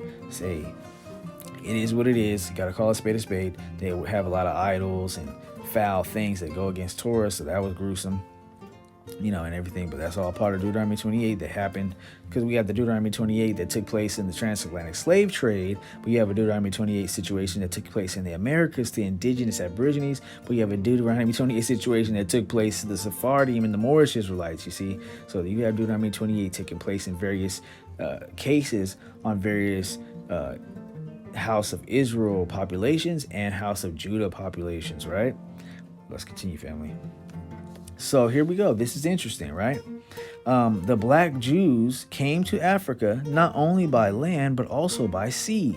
As you recall, in the year 1484, King John of Portugal deported great numbers of Black Jews to the African island of Santome, right? The island of Santome near Nigeria and the Cameroon was discovered by the Portuguese in 1471. And it was established as a penal colony. Penal, like, you get in trouble, jail, prison kind of concept. To this island, Jews were sent who would not accept baptism. It is obvious that the Jews were deported to Santome not only to mete out punishment to them, but King John's ulterior motive was to establish a commercial base with sophisticated Black Jews in his growing empire in Africa. As time elapsed, the Black Jews in Portugal and the Black Jews in the Portuguese colonial possessions became known as Black Portuguese. Whoa, I know a lot of people descend from Black Portuguese, especially in Brazil and certain places, Caribbean and stuff too, in the Americas as well. Not everybody's ancestors came over on the transatlantic slave trade that you're Black. There's people that are in America that we call Black that actually descend from these Black Portuguese, these Sephardim, right? Let's continue. They were called Black Portuguese because they were born in Portugal and they knew the history, culture, and language of Portugal. As it has been mentioned before, King John of Portugal furnished ships in order to deport the Jews to any country, right?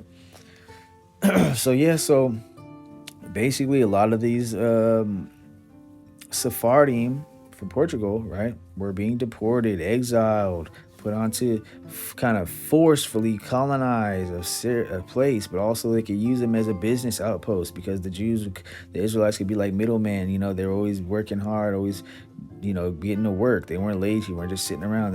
They were hustlers. They made their movers and shakers. So there was also a benefit to have them on the island next to Africa. You can use them as a go-between for Africa, and the ships getting to Portugal and all these things, right? On the picture, that's on Santome right there, a real picture of one of them descendants that are on the island to this day. And what's that? We're looking at them, Black Portuguese, right? Sephardim, right?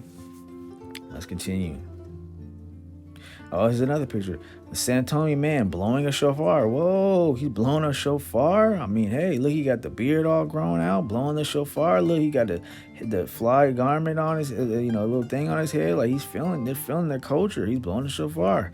Hey, that's, Israelites. Let's continue. The prevailing theories of the Catholic Church on the blackness of the Jews of Spain, Portugal, Europe, and abroad. This is where I'm highlighting original anti-Semitism and the roots of racism in America. That's a big statement. There's a lot that goes into that. I'm not going to unpack it all in this very moment, but we're going to slowly, I'm going to go through this quick. If you want to review it, you can review it, but you're going to want to stay tuned for this part. It's going to get interesting. Okay, the notion of blackness of the Jews, or Jewish blackness, has become commonplace in scholarly discourse, going back to the path-breaking work of Sandra L. Gilman in the late 1980s. Scholars often assert that, quote, a strong European tradition dating back to the Middle Ages maintained that the Jews were black, or at least swarthy. Swart, it means black. Look it up in the etymological dictionary. Swarthy, Stewart, Schwarzenegger, right? Arnold Schwarzenegger, all that stuff, denoting blackness, heavy melanin. Continue. And find sharp expression in modern anti-Semitic literature. Whoa. And he's quoting Melamed 2003. Now, this quote is actually from a website by a rabbi. I didn't source it right here, family, but if you really want to, comment down below. I'll shoot you the source. Really, all he's doing in that one is he's trying to go against this. It's an Ashkenazi European rabbi, and he's just trying to say that, hey, every time you see all these historical records and all these stories and all these details about the Sephardim and the Jews being black, it doesn't mean mean literally black. It means just like metaphorically black, like black because they were evil, like black because they weren't Catholic. It doesn't mean that their skin was actually dark. He's trying to argue that when it's saying black in all these places, they're being called black, described as black. It doesn't mean literal black. It's metaphorical, it's allegorical, not semantic, not literal. But we'll see, as we have already shown, that that's not the case. Let's continue, family. In medieval literature, a theory prevailed in which the Jews were part of the black race. What? In medieval literature, the Jews were supposed to be black folks, right? Black people, or were at least dark skinned, right? That's Shavit, the author Shavit, 2003's publication, page 182, or that the general look of the Jew was considered to be like that of the black.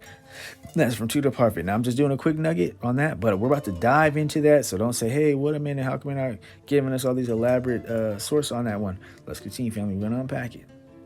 All right, let's go.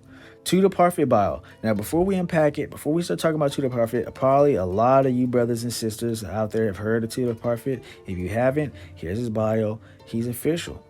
Tudor Parfit, he's born on October 10th, 1944, is a British historian, writer, broadcaster, traveler, and adventurer. He specializes in the study of Jewish communities around the world, particularly in Africa, Asia, and the Americas. Some of these communities have been recognized only since the late 20th century as having ancient Jewish origins. Parfit, emeritus professor of modern Jewish studies in the University of London at the School of Oriental and African Studies, right, where he was the founding director of the Center for Jewish Studies. He is now senior associate fellow at the Oxford Center for Hebrew and Jewish Studies. He is corresponding senior fellow of the Académie Royale des Sciences de Haute Mer Conquétique. I'm not sure, family. Académie voor Osiris. I'm not good at reading German, or what. I'm not sure if that's German. In Belgium, and is on the board as chair of the Academic Advisor Committee of the Paris-based Project Aladdin, and is on the Committee of Experts of the New York-based Global Hope Coalition. He is a fellow of the Royal Historical Society in the United Kingdom.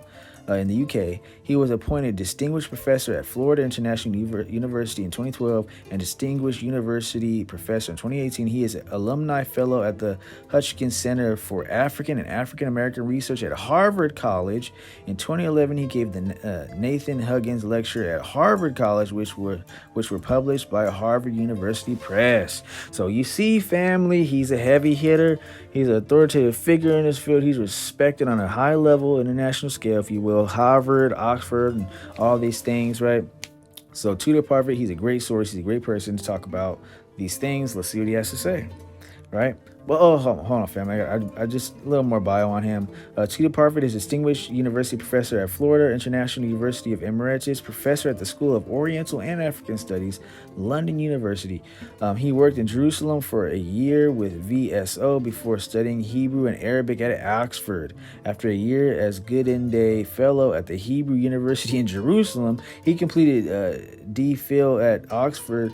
He's a PhD, right, at Oxford before embarking on an academic career, right? He was one of the first historians to collaborate with genetics and on matters of group origins. He has traveled widely in Africa, India, Yemen, other Middle Eastern countries, and Papua New Guinea. In all, he has authored or edited 30 books and presented 7 documentaries for the BBC, PBS Channel 4, and History Channel. He has 4 children.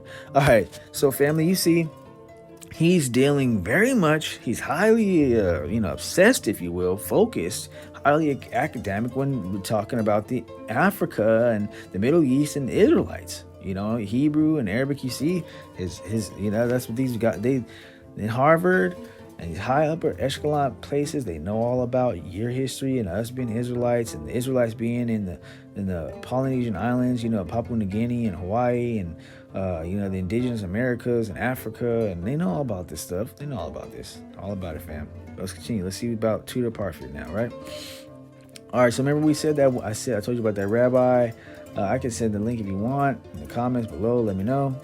but he was trying to fight and said, hey, I recognize all this history talking about the Israelites and specifically the Sephardim being black, but it doesn't mean literally black. But here where we have Tuda Parfit saying otherwise. A long European tradition maintained that the Jews in general were black, metaphorically, right? Oh, so this is metaphorical, in a sense that they were diabolical and evil, as well, hold on, now listen, as well as black literally. So you see, during the Middle Ages, remember I said the roots of racism in America, right?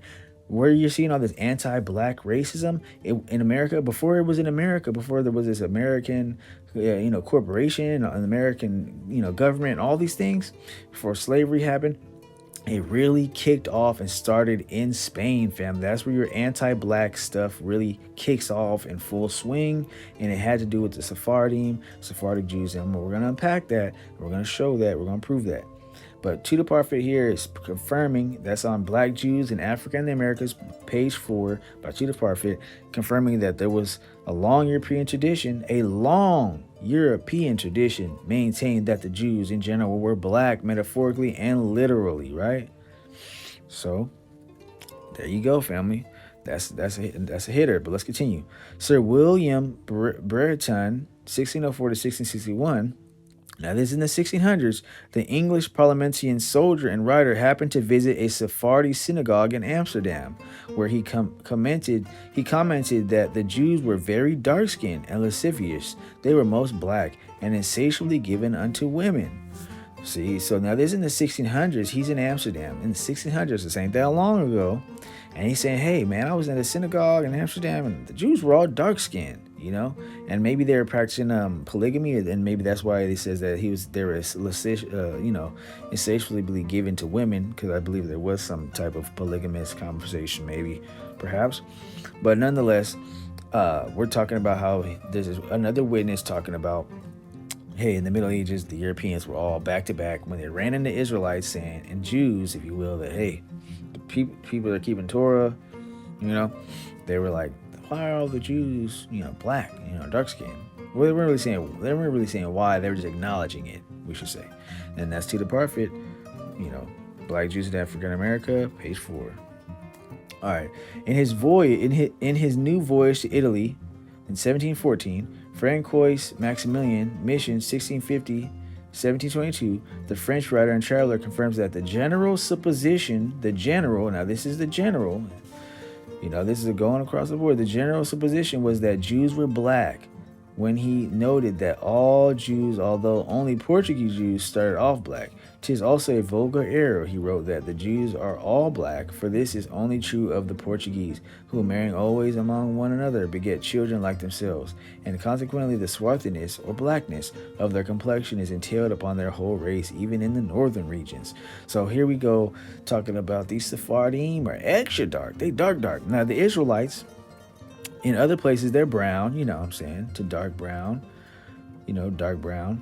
But these Sephardim, they're dark brown. They're black brown, we should say, right? That's what he's acknowledging, right? Because remember that Napoleon, ambassador's wife said, hey, the Negro, the Portuguese, and the Jew could be seen in a single person, right? They look the same, right? They're all dark skinned, right? Air quotes, Negroid phenotype, or air quotes, some type of Negroid appearance, a Negro type phenotypes people, right? But let's continue. Jews had absorbed something of these attitudes and perceived themselves as being significantly darker than their neighbors, and accepted the argument that, as part of the divine plan and as kind of a retribution for their sins, they had been gradually darkened by the intervention of the Almighty until they were almost black. So now see, poor, sad for these Sephardim, because when they're surrounded by these Catholics, and the Catholics were just so obsessed with the darkness of their skin and always asking and, inquiring, curious, always talking about it, the Sephardim started becoming like self-conscious of this like dark complexion situation, and they started absorbing some of the doctrines and some of the ideas, being in a air quotes, white society type, carrying around all these these Catholics, right? They started absorbing some of these concepts, that were the Jews turned this dark because it's some kind of judgment on them for rejecting Messiah, or is there some kind of judgment on them for when they got exiled? In their exile they got exiled, and part of the judgment was becoming dark skinned. They started having to wrestle with these ideas that were popping up in Spain from the white, air quotes, Caucasian Catholics, if you will. Right, so that's what I'm talking about. The roots of anti-black racism in America. The roots of it is actually in Spain, Portugal. Dealing with the Sephardim and the Moorish Israelites. But let's continue. The 13th century polemical text of Rabbi Yosef ben Nathan Fishel sought to rebut Christian charges that Jews were dark and unattractive. Why, the text reads, are the majority of Gentiles white and attractive, while the majority of Jews are black and ugly? The writer explained this through an analogy of ripening fruit. So you hear these Catholics, they're like, this Catholic, Caucasian is like, why are majority of the Gentiles white and attractive, while majority of the Jews are black and ugly? So he's racist. He's coming with this anti-melanin, anti-air quotes black, but I don't subscribe to black family. I'm just using that as it's familiar to the audience. I don't subscribe to black because we're really, variations of brown, different hues of brown, but they've kind of dubbed us as black. So I'm just using that as for, what's common and familiar to the audience. But, he's saying, he's being very offensive, right? The writer explained this through an analogy of ripening fruit. Plums and sloes, he argued, are white at the start and become dark when they are ripe, whereas fruits like apples or apricots, which are red to start with, finish up white and shriveled. This is seeming that Jews who have no contact with the red of menstrual blood at the moment of their conception, as Jews refrain from sexual intercourse during the menstrual period, will finish up black, whereas Catholic Christians who do not avoid the red of menstrual blood during intercourse finish up white like apples. The same thought is expressed in the contemporary Sefer Yosef HaMekena, which boasts that quote, we Jews are from a clean and white seed, therefore our faces are black, but you from the red seed of menstruation, therefore your visages are pale and reddened, end quote. So there's this kind of dialogue going back and forth between the Sephardim, the Sephardic Israelites, Sephardic Yehudim, and these, Caucasian Catholics, trying to get them to rationalize or rebut or argue or discuss why is their skin dark compared to their skin being, pale. Like, what's going on, and kind of putting them in this weird conversation. See what I'm saying? And just look on the right. Look at that Sephardic, that Moorish Israelite, Sephardic Israelite brother. He's sitting there like, man, it's a great time we got going on here. He's just sitting there chilling. He's thinking about something. All right. The idea that the Jews were black persisted into the 19th century. Now, we're talking about the 19th century, right? Robert Knox, the controversial surgeon and anatomist, right? And conservator of the College Museum, Edinburgh, in the mid-19th century, commented on, quote, the African character of the Jew, his muzzled-shaped mouth and face removing him from other races. The general look of the Jew was considered to be like that of the black. The contour is convex, the eyes long and fine, the outer angles running towards the temples, the brow and nose apt to form a single convex line, and the whole physiognomy, when swarthy, remember we said swart, Stewart, swart, Arnold Schwarzenegger, right? Swarthy means black. As it often is, has an African look. Let's read that again. And the whole physiognomy, when swarthy, as it often is, has an African look. So he's saying when you see a Jew, when you see an Israelite, their physiognomy is often swarthy, has an African look. So just like that lady said, remember the noble lady from the Napoleon's ambassador's wife, hey, the Negro, the Jew, and the Portuguese can be seen in a single person, right? And that's from Black Jews in Africa and the Americas by the scholar Tudor Parfit. right? 19th century physical anthropologists in general assumed that Jews had a close racial, that is, blood connection with blacks. The general consensus of the ethnological literature of the late 19th century was that the Jews were black, or at least swarthy. And we talk about swarthy. Swarthy means dark complexion, melanated skin. That's from Black Jews in African Americas by Tudor Parfit, right? Page 6. Some of the theories advanced to explain the color of Jews going back to the time of Bruno were similar to those advanced in the United States to explain the color of blacks. One explanation was that blackness or darkness of the skin, as in the case of Jews, was a sickness. You see, so they started trying to say, oh, if you have dark skin, the reason why you have dark skin is because they're sick. There's a sickness, or there's some kind of illness, there's something wrong with you. There's something wrong with you, and that's why you have dark skin. There's something wrong with your dark skin. Like we were other, and they were other. They were not desirable, or there was some kind of problem with having melanated dark skin. See, it's from the Harvard Oxford professor scholar to Parfit. Now, let's continue, family. All right, so the caption, that statement there says the Catholic minds of the time were trying to understand why the Sephardic Jews were so dark. The Catholic theories to explain the blackness of the Jews varied from sin, biology, climate, astrology, illness, and divine judgment from God while in their exile from their land. So they're trying to come up with all these theories. This is the kind of like what do they call it? The Enlightenment era kind of thing starting up, and they're trying to rationalize why do they have dark skin and we don't.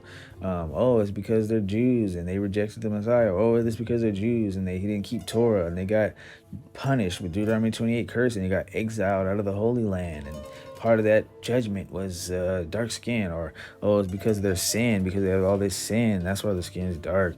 Oh, it's because they have some kind of illness, some type of reverse version leprosy, that's why the skin's dark. So there's all these things happening, and these kind of concepts are floating around. That's why I said it's the roots of anti-black racism in America, because there was no America at this time, but these ideas popping up. And these ideas translate to the Americas with these Spanish when they come and colonize. And these ideas with all these colonization groups have these ideas coming from Spain, and this whole conversations and curiosities and false pseudoscience assumptions, But let's continue, fam. In these fragmentary glimpses drawn from a variety of sources, we can see that Jews were considered to be black, to have a number of African physical qualities, and ultimately to have a great deal of African blood. Similarly, black Africans in the 19th century and before, in a vast and extraordinary number of cases, were thought to be Jews, or Israelites, and indeed to have both Jewish characteristics and to be descended from ancient Israelite stock. You see that? So we're covering both ends there. We're talking about the Sephardic Israelites, the Sephardic Jews. Hey, they're black and they have African characteristics and African physical appearance and dark skin, right? And African blood or whatever. But then, hey, the Israelites, the Africans, the Afri, the Afriat, the Ephrati, right? The Ephraim, those Israelites, Africans, right? Are saying, hey, they have Israelite DNA. They have Israelites. They're of Israelite stock, right? That's what we say. They're of Israelite stock, ancient Israelite stock, right? From medieval times to the present, Jews have been thought to have black blood in their veins and to have a number of African physical and other characteristics, including an African nose, African proportions, and African skin color. And that's from the Harvard, / Oxford, the scholar Tudor Parfit, Black Jews in African Americas, page 11. All right. Similarly, over the same time span, in a long-running discourse, many black Africans were assumed to have Jewish blood, Jewish characteristics, Jewish looks, Jewish abilities, and Jewish habits. The supposedly Jewish origins of some black African communities were taken to explain a wide variety of hard-to-understand African customs and beliefs, which were assumed to be predicated upon Jewish customs and beliefs. Often, colonial officials and missionaries imagined that various African languages were connected with Hebrew, Aramaic, and other Semitic tongues, and frequently they would maintain that they derived directly from Hebrew. Wow. Great quotes from the scholar, right? To the Parfit, telling you, hey, many black Africans, once again, were assumed to have Jewish blood or Israelite, right? And all this stuff, right? Showing you this kind of understanding that they had of the Israelites and the Yahudim at the house of Israel and the house of Judah. Let's continue, fam. All right, some very nice illustration there of some Amazag, Amazag, some Ephraimites, some Israelites, right? The the Moors, right? One such explained the predominant mouth of some Jews being the result of the presence of black blood, and that the brown skin, thick lips, and prognathism were typical of Jews. One of the key physical indicators of race was the nose. For the encyclopedists, all deviant noses were put together. The blacks, the Hottentots, and various peoples of Asia, such as the Jews. Now, Asia, that's like basically what we would basically call the Middle East today, right? In a sense, the appearance of Jews and blacks were constructed in a similar way, simply because both Jews and blacks were pariahs and outsiders, and in the racialized mind of Europe, this shared status implied that Jews and blacks had a shared look and a shared black color, right? In some cases, Jews were considered black because they were of mixed African Judaic race. On occasion of the blackness or darkness of the skin of the African, like the Jew, was perceived as being not only due to inheritance but also to the effect of diseases such as syphilis. The negritude or darkness of the Jew was thus not only a mark of racial inferiority or of shared blood with Africans, but also a clear indicator of the unhealthy nature of the Jew. And that's from the scholar, the Harvard scholar, the respected scholar, Tudor Parfit. Just highlighting to you the melanated history of the Sephardim and the Israelite history of the African, right? The categories of nations explains that Saturn's influence accounts for the fact that Indians are dark-skinned people, which puts them in the same category as the blacks, although Allah, in His glory, did not give them the low characteristics associated with this group because of the countervailing influence of Mercury. Similarly, in later medieval Islamic iconography, Saturn is depicted as an old, bearded, dark-skinned Indian.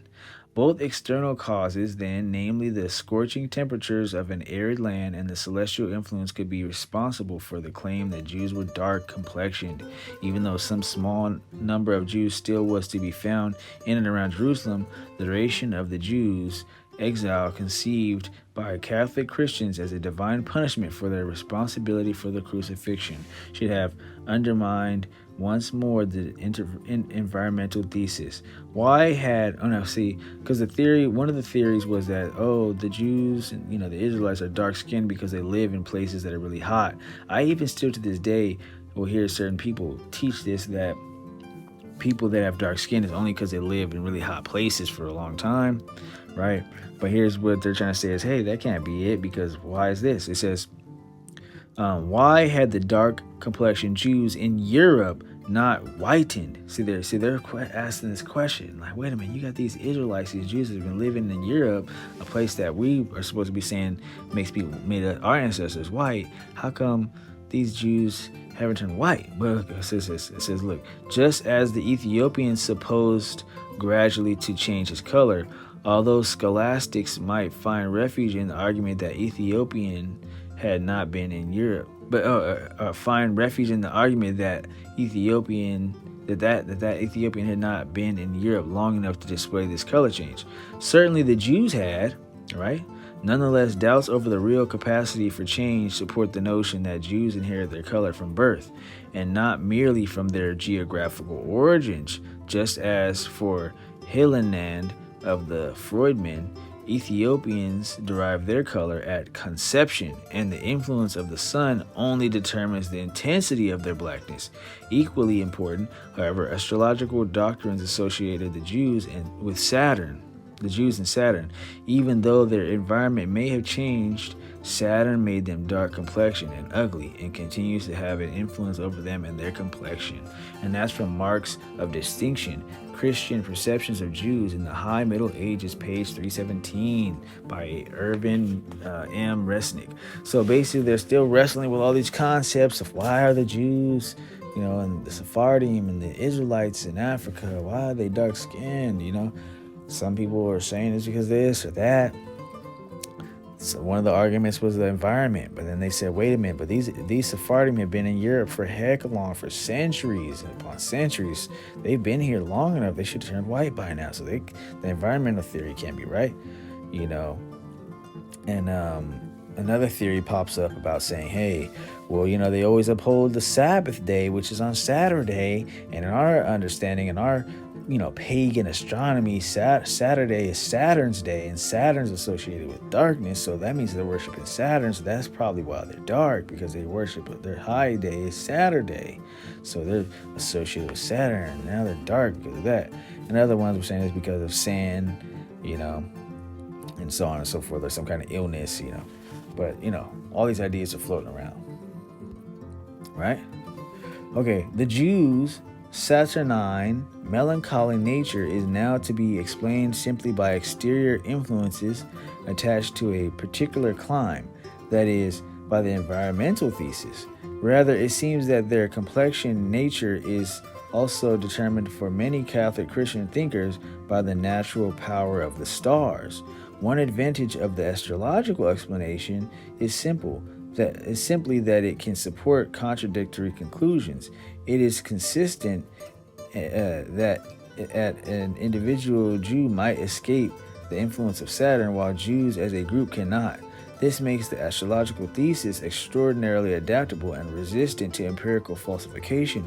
Consequently, all the environmental thesis alone may fail to explain why Jews should be perceived as dark in complexion when as a group had been in exile in Northern Europe for centuries. See? So they're saying, hey, the environmental theory with dark skin, saying that they're dark skin is because they lived in a hot, super place like in Africa along the equator. That doesn't fit here because they haven't been there. They've been in Europe, Northern Europe, and, you know, where it's supposed to be. Our ancestors turned white because of being here for all these centuries. But they haven't. They're still just as dark, right?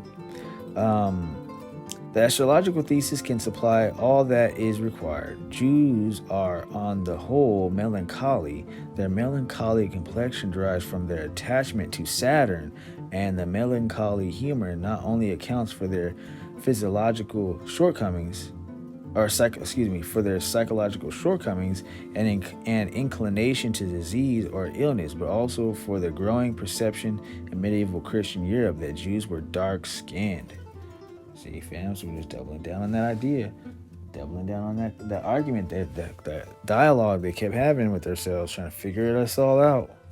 But it's all revolving, they're all obsessed with the blackness, dark melanin complexion Israelite, right? Whether they could be transformed through conversion and baptism depended on a variety of factors: economics, politics, and religion. It seems that as the pressure increased on Jewish communities to convert, and as the number of Jewish converts grew dramatically, at precisely that moment, the power of baptism to change the Jews' appearance became subject to growing doubts. So basically they thought, okay, well, since they're black because their soul, but they had this concept too where if your soul was evil or wicked, they were saying that your soul was black. So because your soul is black, it was making your skin black or dark, right?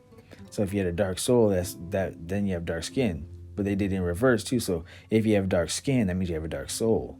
But then the reason they say if you have pale skin, or like air quotes white skin, that's because you have a bright soul, right?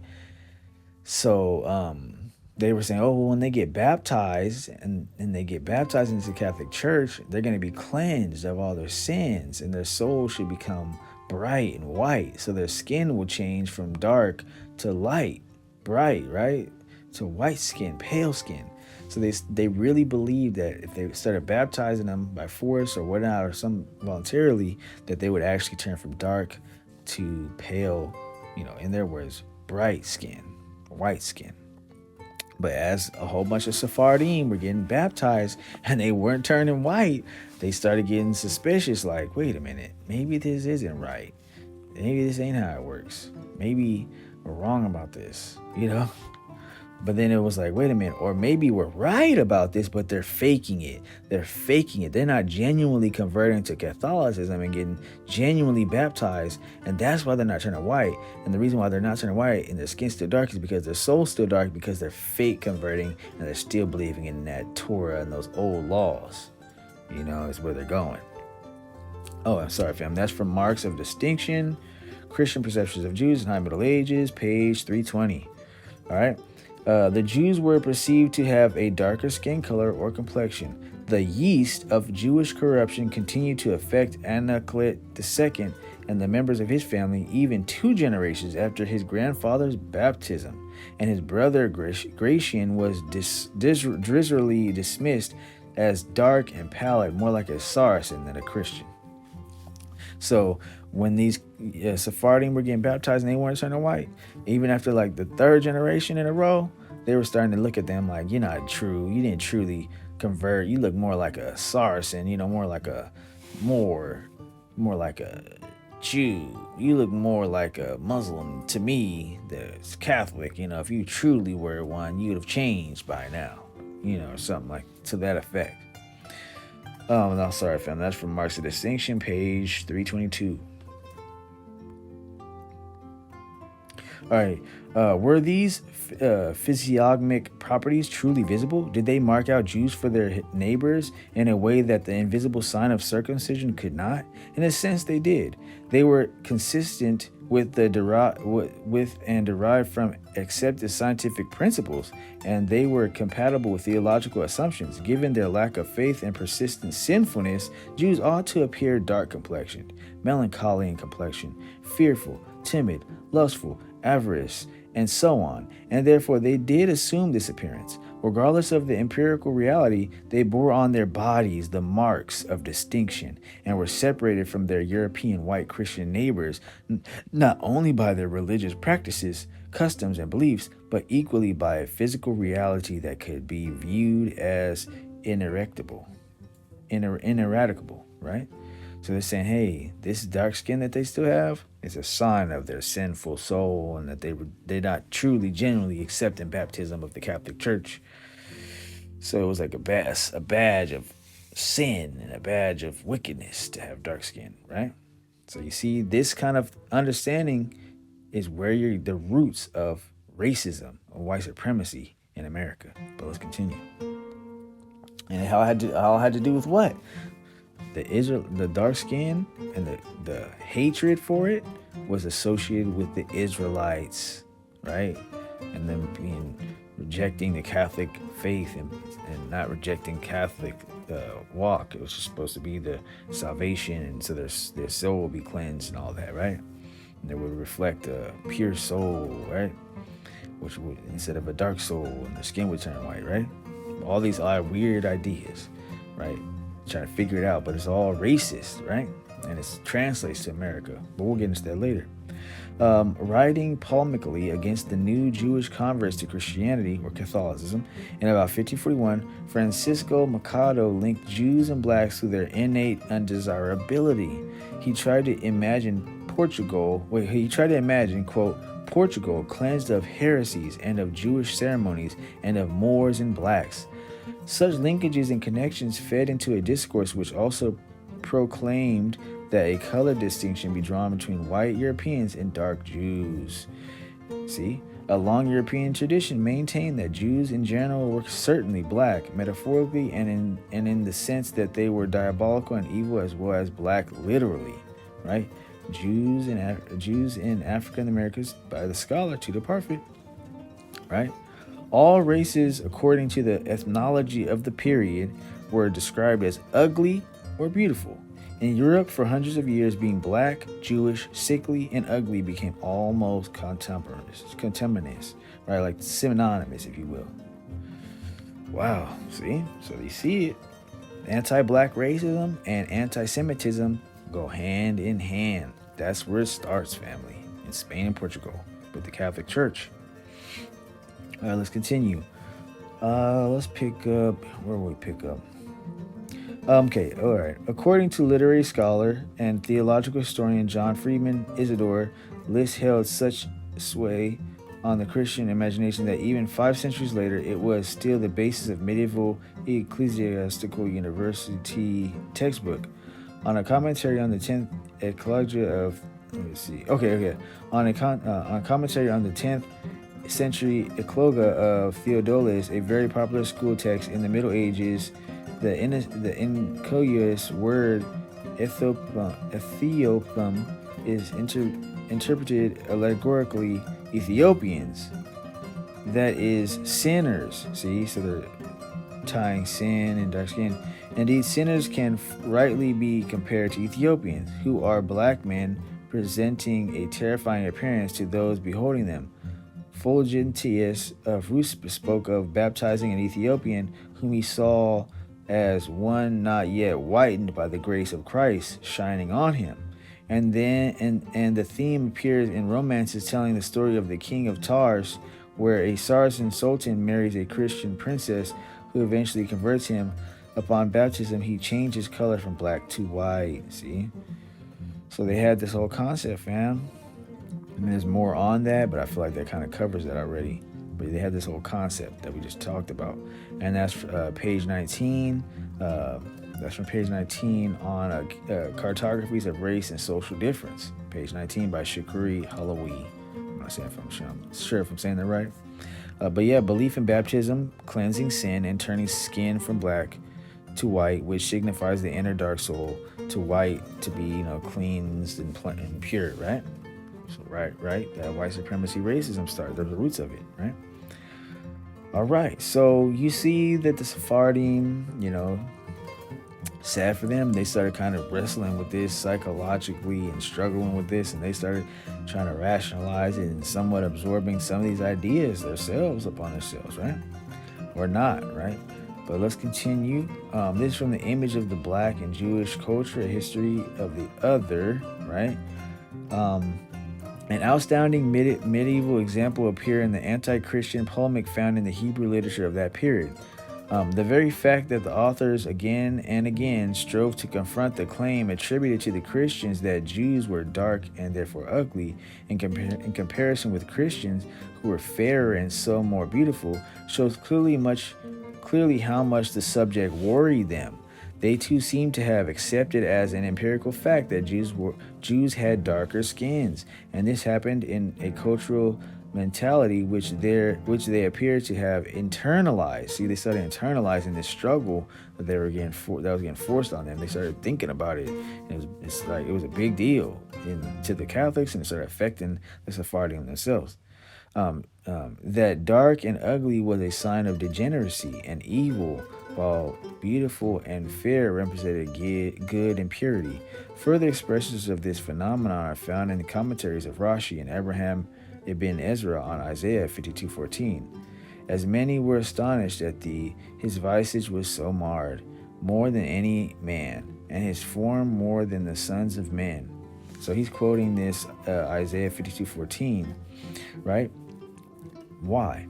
It says, when many nations looked upon them in their... So now he's trying to translate, talking about the blackness and trying to rationalize it, and he's quoting Isaiah 52:14 to refer to this, right? He's saying, as many were astonished at thee, his visage was so marred, more than any man, and his form more than the sons of men, right? So Rashi, this rabbi, or this Torah elder, right? He's saying, when many nations looked upon them in their abasement and said, why is the appearance of Israel thus marred? They saw how much darker Hashu Taharam they were than other people, which our own eyes behold. Most significant is Rashi's acceptance of the Christian, Catholic claim that Jews are darker than other people and hence ugly, as an undisputed empirical fact, because it says, which our own eyes beheld. He simply provides a theological explanation. The specifically polemic literature expresses this attitude in even greater detail. Also, Rashi's interpretation of I am black but comely from Song of Solomon explains the darkened skin as a sign of aesthetic and therefore of moral backsliding, as we shall see below. The polemic writings, excuse me. I lost my place, family. Okay, no. The polemic writings repeat the same arguments since the authors copy from one another. Sefer Yosef HaMekene, Joseph the Zealous, right? Written by Joseph Bar Nathan of Visieux in northern France in the middle of the 13th century, contains the following dispute between an apostate Jew and the author's father, R. Nathan. It says, I made you contemptible and base before all the people. And that's Malachi 2:9. Said a certain apostate to Rabbi Nathan, you are uglier than any people on earth, and our people are very handsome. He replied, those big plums that grow along the scene, what blossom do they have? He said to him, white. And what color is the apple blossom? He said, red. He answered that is why we are. He said that is what we are, from a pure white seed, and our faces are dark, Sheharim, while you are Edomites, a red race, conceived from menstruous woman, so that you are yellow and red. Why so? Because we are in exile, as it is said in Song of Songs 1:6. Look not upon me because I am black, because the sun hath looked upon me. My mother's children were angry with me. They made me keeper of the vineyards, but mine own vineyard I have not kept. But when I kept my own vineyard, I was most beautiful, as it is written, and thy renown went forth among the heathen for thy beauty. And that's Ezekiel 16:14. There is a purpose in putting the words into the mouth of an apostle who is trying to be as much as possible like the ruling group and has joined it. To rationalize and legitimize this step, it is obviously in his interest to stress the aesthetic and hence moral inferiority of the group he has abandoned for a higher one.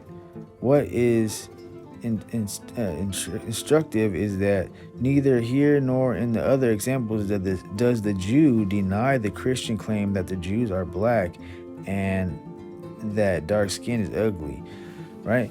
So let's just stop there. And that's from the image of the black in Jewish culture, the history of the other. Now, he doesn't specifically say the word ugly, so I don't know why he's tacking that on, but you can clearly see that the Jew is acknowledging the blackness claim, the dark skin claim, right? He seems to be trying to say, hey, we're of a pure seed. Our people don't, have intercourse. Their menstrual cycle is against Torah, so we come from a pure white seed and we come out dark. He tries to relate it to like a metaphor with the fruit. And he says, oh, you guys don't follow Torah because you're Gentiles, you're just Catholics. You guys, I know about y'all. Y'all do stuff during the menstrual cycle and all this stuff.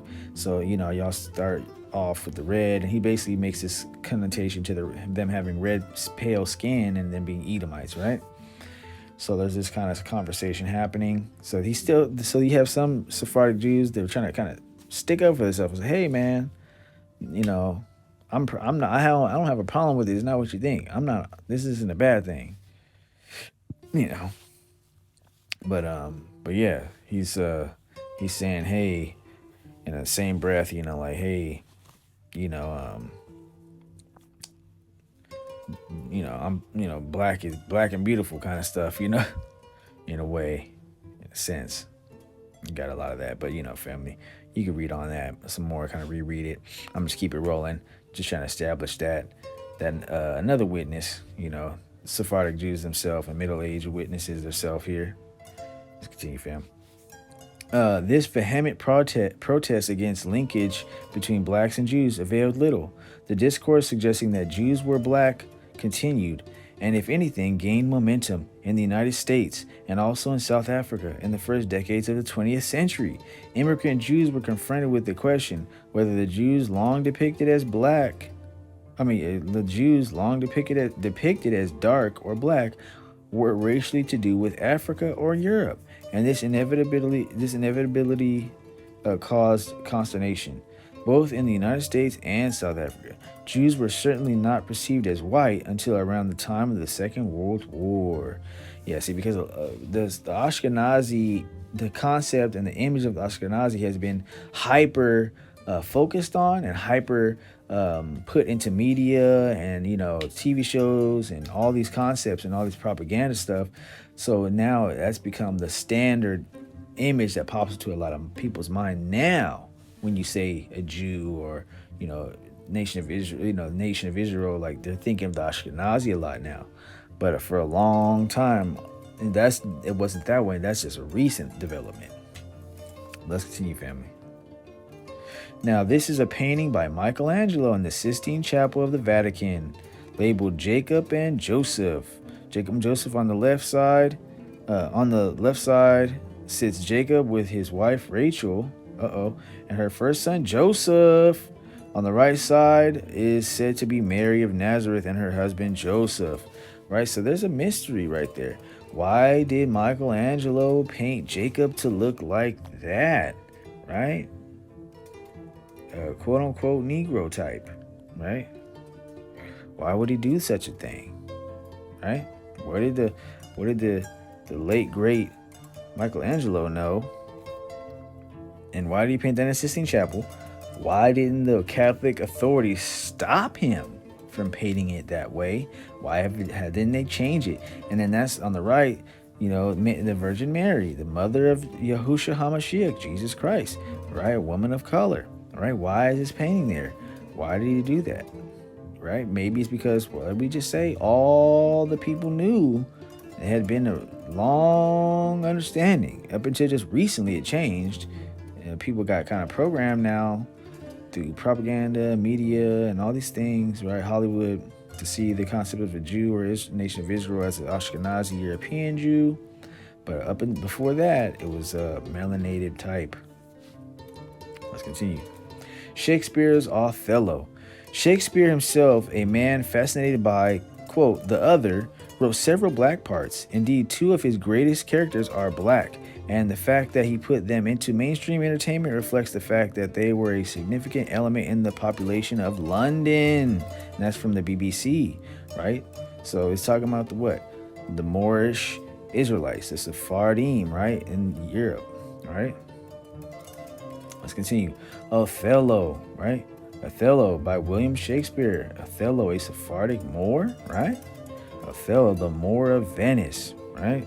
Othello, the Moor of Venice, right? Othello, the Moor, right? Sephardic, right? Moorish Israelite, right? You got the Moors in Europe, right? Moors ruled from 711 to 1492, right? Let's continue, fam. Othello, a conflation of the other in Venice, right? All right, the story revolves around four central characters. Othello, a Moorish general in the Venetian army. Now, Venice, you can think about Venice, you can think about Italy, we're talking Europe, right? We're talking Euro. His beloved wife, Desdemona, his loyal lieutenant, Cassio, and his trusted but ultimately unfaithful ensign, Iago, right? So there you go. Look at on the left, that's the Moorish Israelite, right? You see, he got his turban on, got his fly garments on. Remember, it said the Sephardim and those Moorish Israelites supposed to be like the nobility of the Israelites, the nobility of the Yehudim, right? Baruch Espinosa, right? Okay.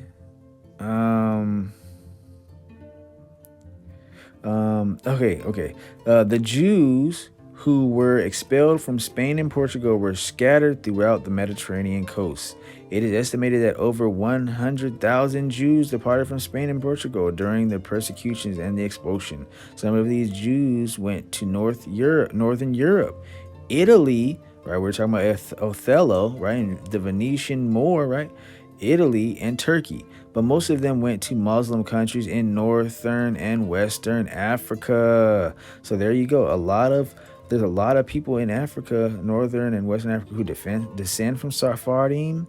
There's a lot of people in the Caribbean and in the Americas who descend from Sephardim and don't even know it. They're being called African Americans or Afro-Latinos, right? They're being called Cubans and Brazilians, and they're calling themselves all these things in the Mesoamerica, calling themselves Mexicans, calling themselves all these different things. But in real reality, they descend from Sephardim, right? But let's continue. Let's see. But most of them went to Muslim countries of northern and western Africa. These black Jews would naturally go to African countries, most of all because of less persecution, and they could disguise themselves easily among blacks. R.H.M. Hughes gives a graphic description of the Portuguese Jew. Now listen up. The Portuguese Jew. I don't know if you know who Baruch Espinosa is. I was gonna put this picture. There's a really fire picture. I didn't put it in. Sorry, family. I was, doing a lot in this presentation. That one slipped through the cracks. But anyways, family. Baruch Espinosa is a very great, famous musical composer. You've probably heard his music before. Didn't even know it. He's up there with Mozart and Wolfgang Amadeus and all that. He's up there with the high composers, right? But it says R.H. M. Hughes gives a graphic description of the Portuguese Jew Baruch Espinosa, right? Middle-sized. He was middle-sized, good features, skin somewhat black curly hair, long eyebrows of the same color, so that one might know by his looks that he was a descendant from Portuguese Jews, right? Right? So, wow. We could go further. Okay, we'll go a little further. It's getting interesting, right? But let's just let that sink in. Baruch Espinosa, a Sephardic Jew, he's described with what? Skin somewhat black. Okay, so there we go. Sephardim, right? Everybody's telling you. Black hair, dark brown skin, right? Because it says skin somewhat black. Either something's black or it's not. To say somewhat black, you mean like dark brown, right? And it says that if we could tell by his looks that he was descended from Portuguese Jews. So the Portuguese Jews, remember he said black Portuguese? But anyways, when the Jews were expelled from Spain, about 100,000 entered Portugal. They were permitted to enter under the condition that they pay the poll tax, with the understanding that they would leave the country within 8 months. Also at this time, the king obligated himself to take the Jews wherever they desired at the termination of the 8 months. When the time expired, many Jews were stranded because the king did not provide enough ships in time. All the black Jews who were left behind were deprived of their freedom and sold into slavery. Whoa. So you had Sephardim being sold into slavery? What? And where were they being shipped? Were they being shipped eventually to the Americas? Were some shipped to the Americas, or some being used to go to the Americas, or what's going on? But we know they're being sold into slavery, right? To certain colonies, right? During the reign of King Zhao II, 700 black Hebrew children were ruthlessly taken away from their parents in Portugal and transported to the island of São Tomé, off the west coast of Africa. This island is located in Nigeria, Cameroon, and Gabon. So now, when we talked about that, we already looked at the image of one of those descendants of São Tomé, those black Portuguese Sephardim, right? But Baruch Espinosa, right? You can look at him, know he was a Sephardic, one of the Portuguese Jews, because he had the dark skin, he had the look, right? All right, family. In these fragmentary glimpses drawn from a variety of sources, we can see that Jews were considered to be black, to have a number of African physical qualities, and ultimately to have a good deal of African blood. Similarly, black Africans in the 19th century and before, in a vast and extraordinary number of cases, were thought to be Jews, and indeed to have both the Jewish characteristics, to be descendants from the ancient Israelite stock. From medieval times to the present, Jews have been thought to have black blood in their veins and to have a number of African physical and other characteristics, including an African nose, African proportions, and African skin color. Similarly, over the same time span in a long-running discourse, many black Africans were assumed to have Jewish blood, Jewish characteristics, Jewish looks, Jewish abilities, and Jewish habits. The supposedly Jewish origins of some black African communities were taken to explain a wide variety of hard-to-understand African customs and beliefs, which were assumed to be predicated upon Jewish customs and beliefs.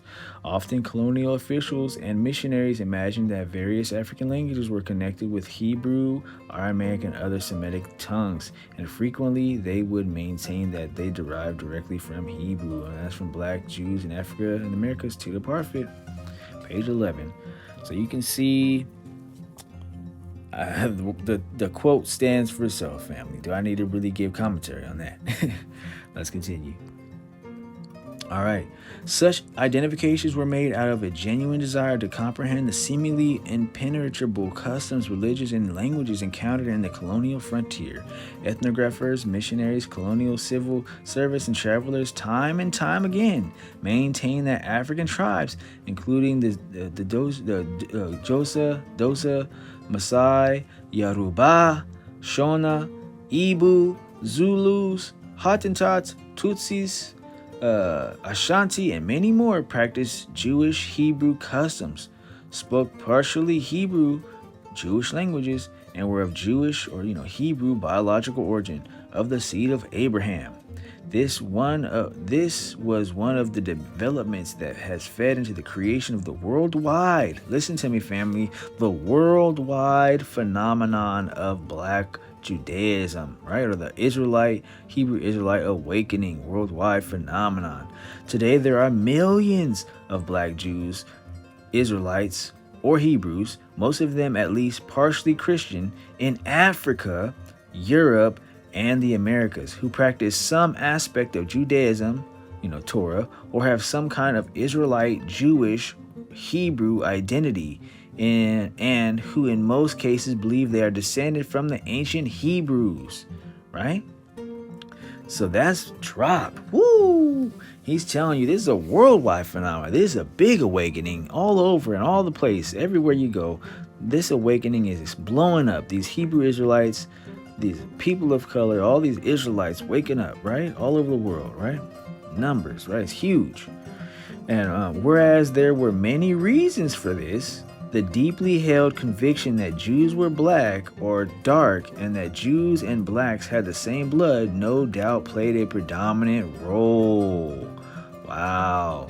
That's from Tudor Parfit, the Harvard, Oxford scholar. Right? Let's read that one more time.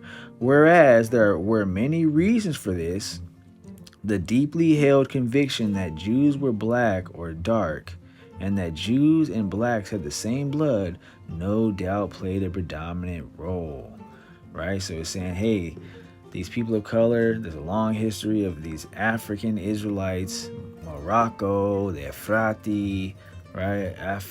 Africa being named after Ephrati, which is Ephraim, right? In Hebrew, Afri, right?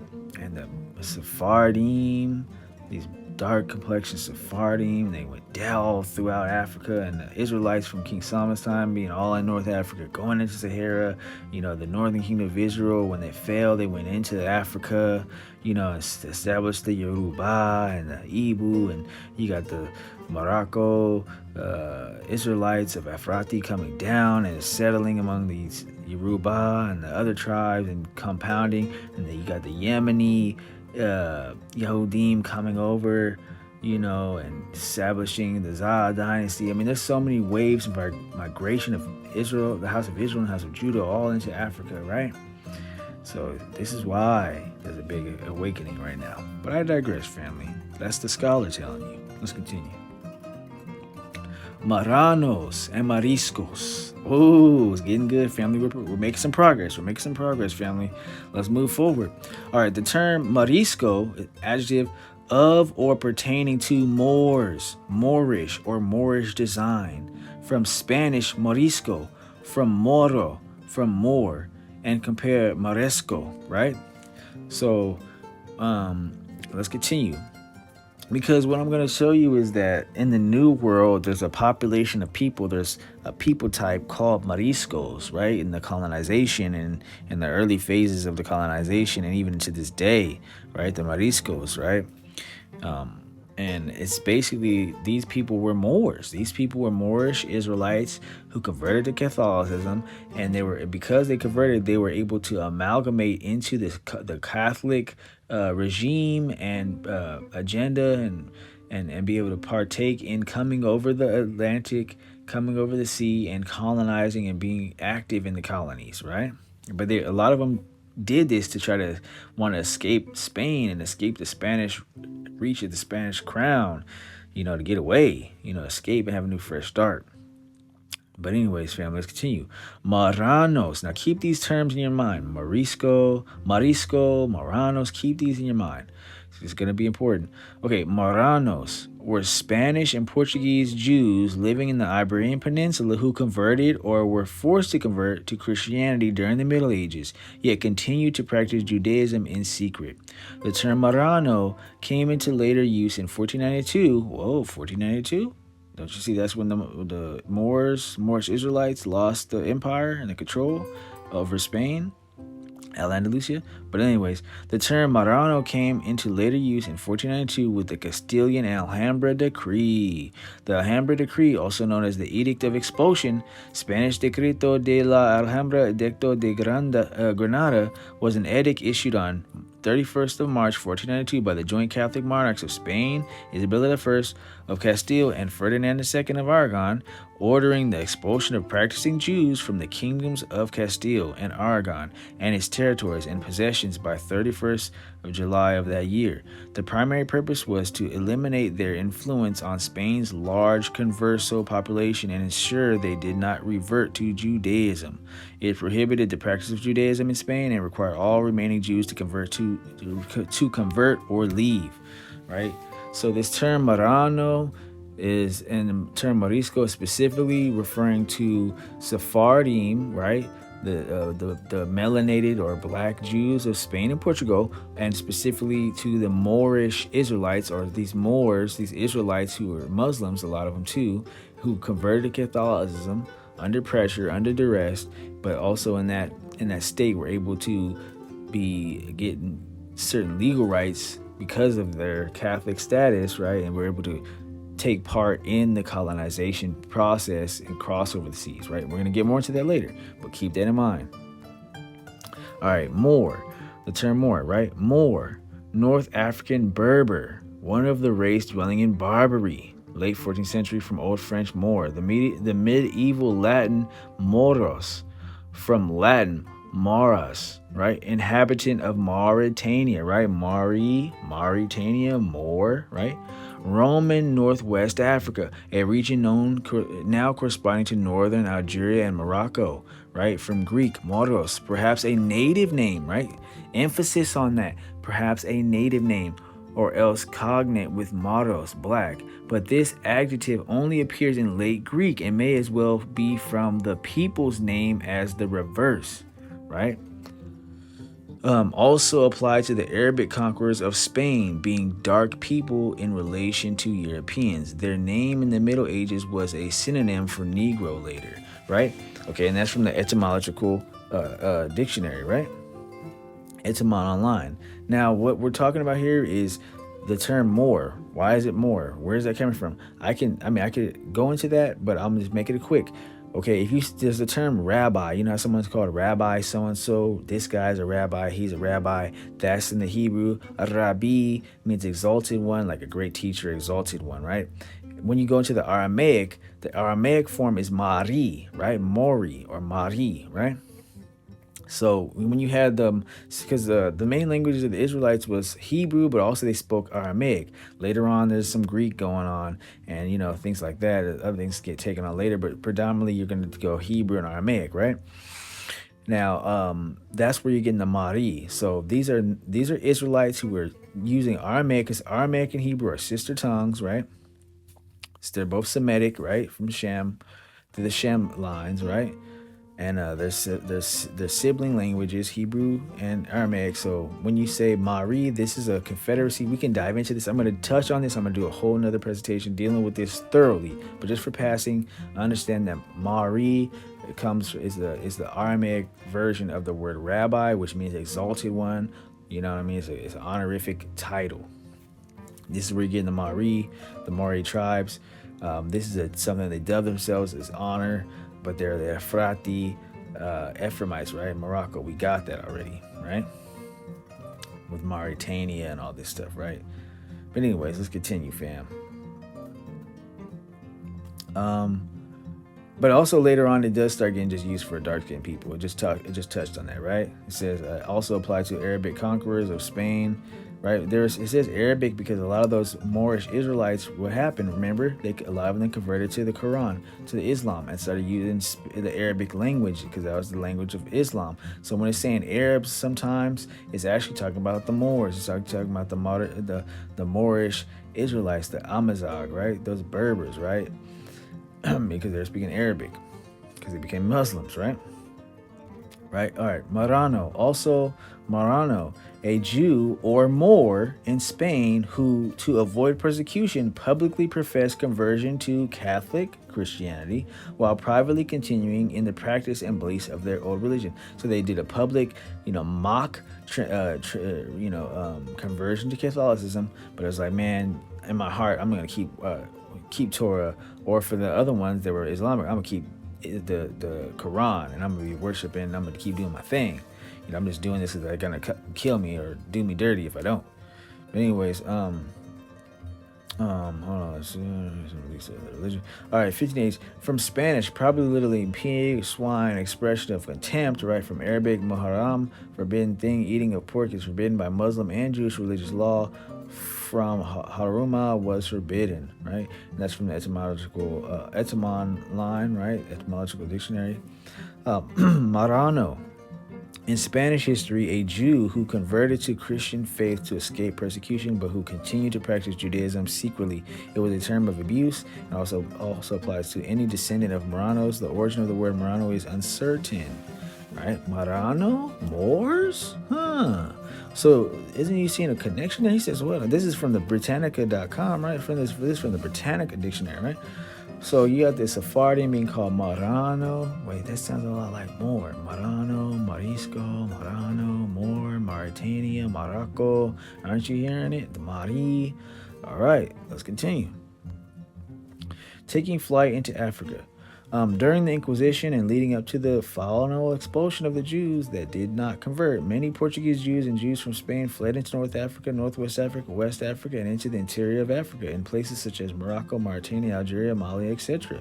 Many of the descendants were later taken into slavery in the Caribbean as well as the transatlantic slave trade, resulting in many so-called African Americans and also Afro-Caribbeans and Afro-Latinos, right? And many present in the Caribbean today being descendants of ancient Sephardim Jews, right? But also Moors, right? Moorish Israelites, right? But let's continue. All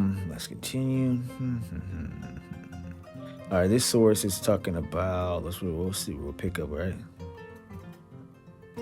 The Portuguese were the first Europeans to establish themselves on the West African coast. They came first as merchants and secondly as conquerors and slavers. Later in this work, the Black Jews and the Portuguese possessions in West Africa will be discussed in greater detail. Now let us return to the Jews of North Africa. With the influx of 10,000s of Black Jews from Spain and Portugal seeking refuge in African ports, Morocco received a great share. But before this date, many Jewish tribes were entrenched in Fez. So it says even before this, many Israelite tribes were entrenched in Fez, the Atlas and desert. In Morocco, there was a revival of Moorish and Jewish science in all areas, right? The Hebrew Academy in Fez compared with the one in Kairouan, Algeria. There were many debates and lectures between the sages and scholars of those schools. Eldad the Danite, a Hebrew from the Jewish kingdom of Ghana, visited these schools in the 9th century. There was a celebrated Hebrew college in Sidi Musa in the desert south of Fez. The school of Sidi Musa produced many illustrious scholars. There were grammarians, masters of Talmudic law, poets, and philologists. This period of Jewish scholarship came to an end when the fanatical Almohads went on the warpath, right? But this is going on a lot of stuff, right? Yeah, this is talking about a lot of this is the super intellectual, high academic levels that are rising up among the Sephardim and Moorish Israelites, right? But let's skip it. There are many Jewish tribes and settlements throughout Morocco and the Sahara Desert. The Ait Musa, or Beni Musa, sons of Moses, is one of the spectacular Jewish tribes. Leo Africanus, a Moorish converted Jew, Oh, okay, look at that. A Moorish converted Jew states that the Jews of North Africa are of hybrid quality. They have proselytized. Okay, it's talking about some other stuff right there. But let's continue, fam. They did. Other people did get amalgamated in. There was some grafting in. So there's always been a thing where the Israelites were always allowing other people to graft in. That's the thing you got to remember too. They didn't do this thing where like, no, nobody can join us. No, the more the merrier. The more that join our numbers, the better, right? That's obvious. That's a no-brainer, right? Let's continue. All right. I got some stuff going on here. Let's pick up here.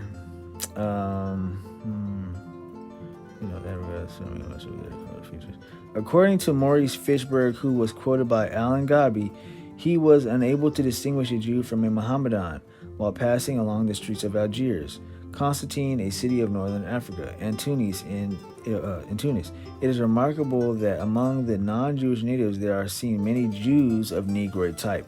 So what is he talking about? Why is he saying you couldn't distinguish a Jew from basically the Muslim in this part of Africa? Because they both were Israelites, just one that was sticking to Torah and the other one converted to Islam.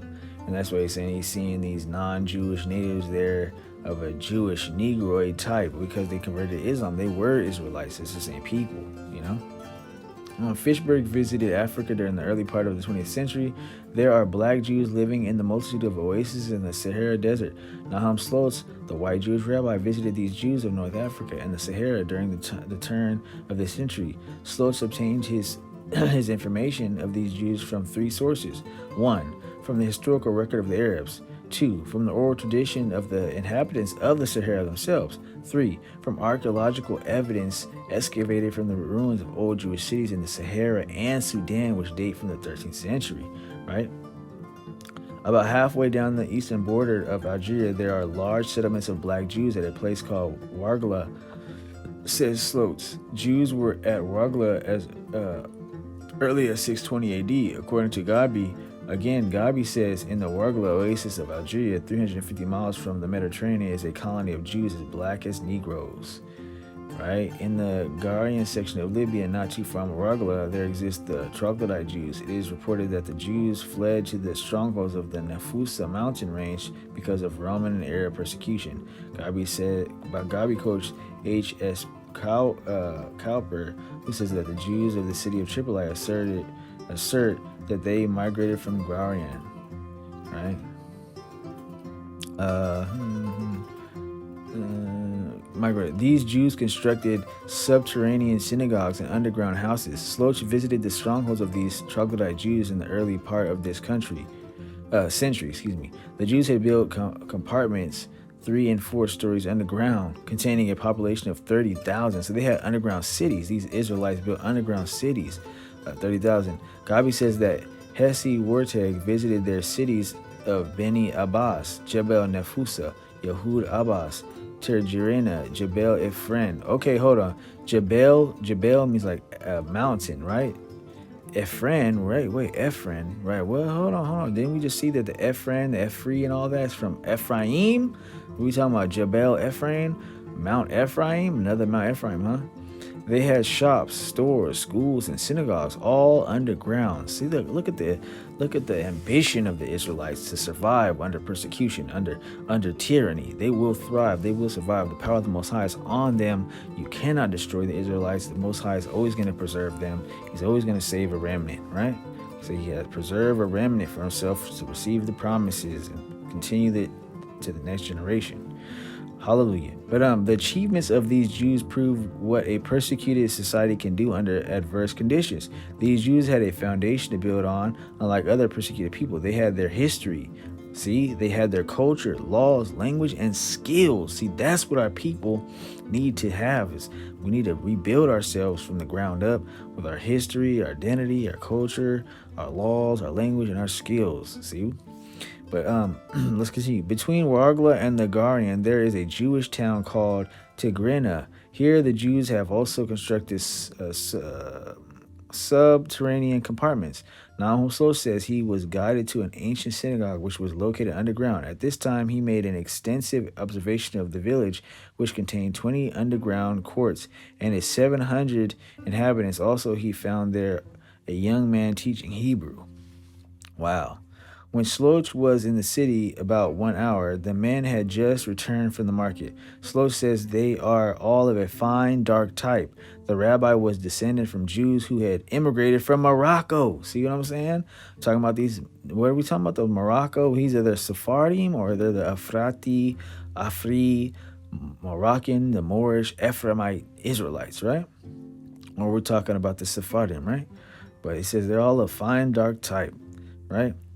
The rabbi at this time informed Slotes of the fact that there existed in the district many traces of deserted Jewish cities and cemeteries now abandoned. The Jews of this country have handed down the oral tradition that in ancient times they constituted the majority of the population, but that epidemics, wars, frequent conversions to Islam have reduced their number. On one occasion, Sloss met a Jewish itinerant merchant of Nafusa who had just arrived from Fezzan. This Jew had traveled all the routes of the Sahara. He assured Sloss that other Jews existed at least in the East Sudan, Chad, Sudan, and Ethiopia, a black-skinned people which some call the Felici, and which are generally known among the Tuaregs, right? Among the Tuaregs as I think it's the Krit. They observe the Sabbath and are known to be of Jewish or Israelite origin. Many of the tribes in the Sahara and in the Sudan are Muslims in religion, but are Hebrews or Israelites in nationality. Nahum Slow says numbers of these Islamicized Jews, right, or may we say Islamicized Israelites, may be found everywhere. They are among the nomads of Algeria, the Small, the Hanansha, the Tararas, the Masmata, the Mujarin, the Kabils, the Tuat. You will find them among the Urashfana, the Gariani, the Brahmi in Tripoli. You will find them in southern Morocco among the powerful clans of the Dagatans who control the routes to the Sudan and southward. They are non-Jews by religion, but aware of their Hebrew origin. They are friendly to Jewish merchants. Frequently, the Jew is the only communication between these tribes and the outside world. The Dagatan Jews are scattered in clans through many caravan route oases of the Sahara and the Sudan. Gabi says the word Dagatan means traders.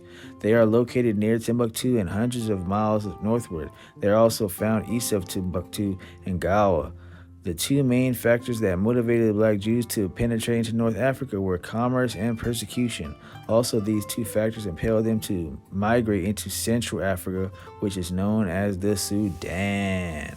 Woo, family, that was with bombs, just bomb after bomb, family. So yeah, family, we got this Morocco, Afratim, right? The Afri, where we get African, people of Afri, you got the Sephardim, right? So you got these African Israelites, and you got these Sephardic Israelites kind of fusing together, creating this minutia, right? But then you also had just all these different elements of other situations, of other migrations, but these are the two ones we're really focused in on right now in this particular presentation. But let's continue, family.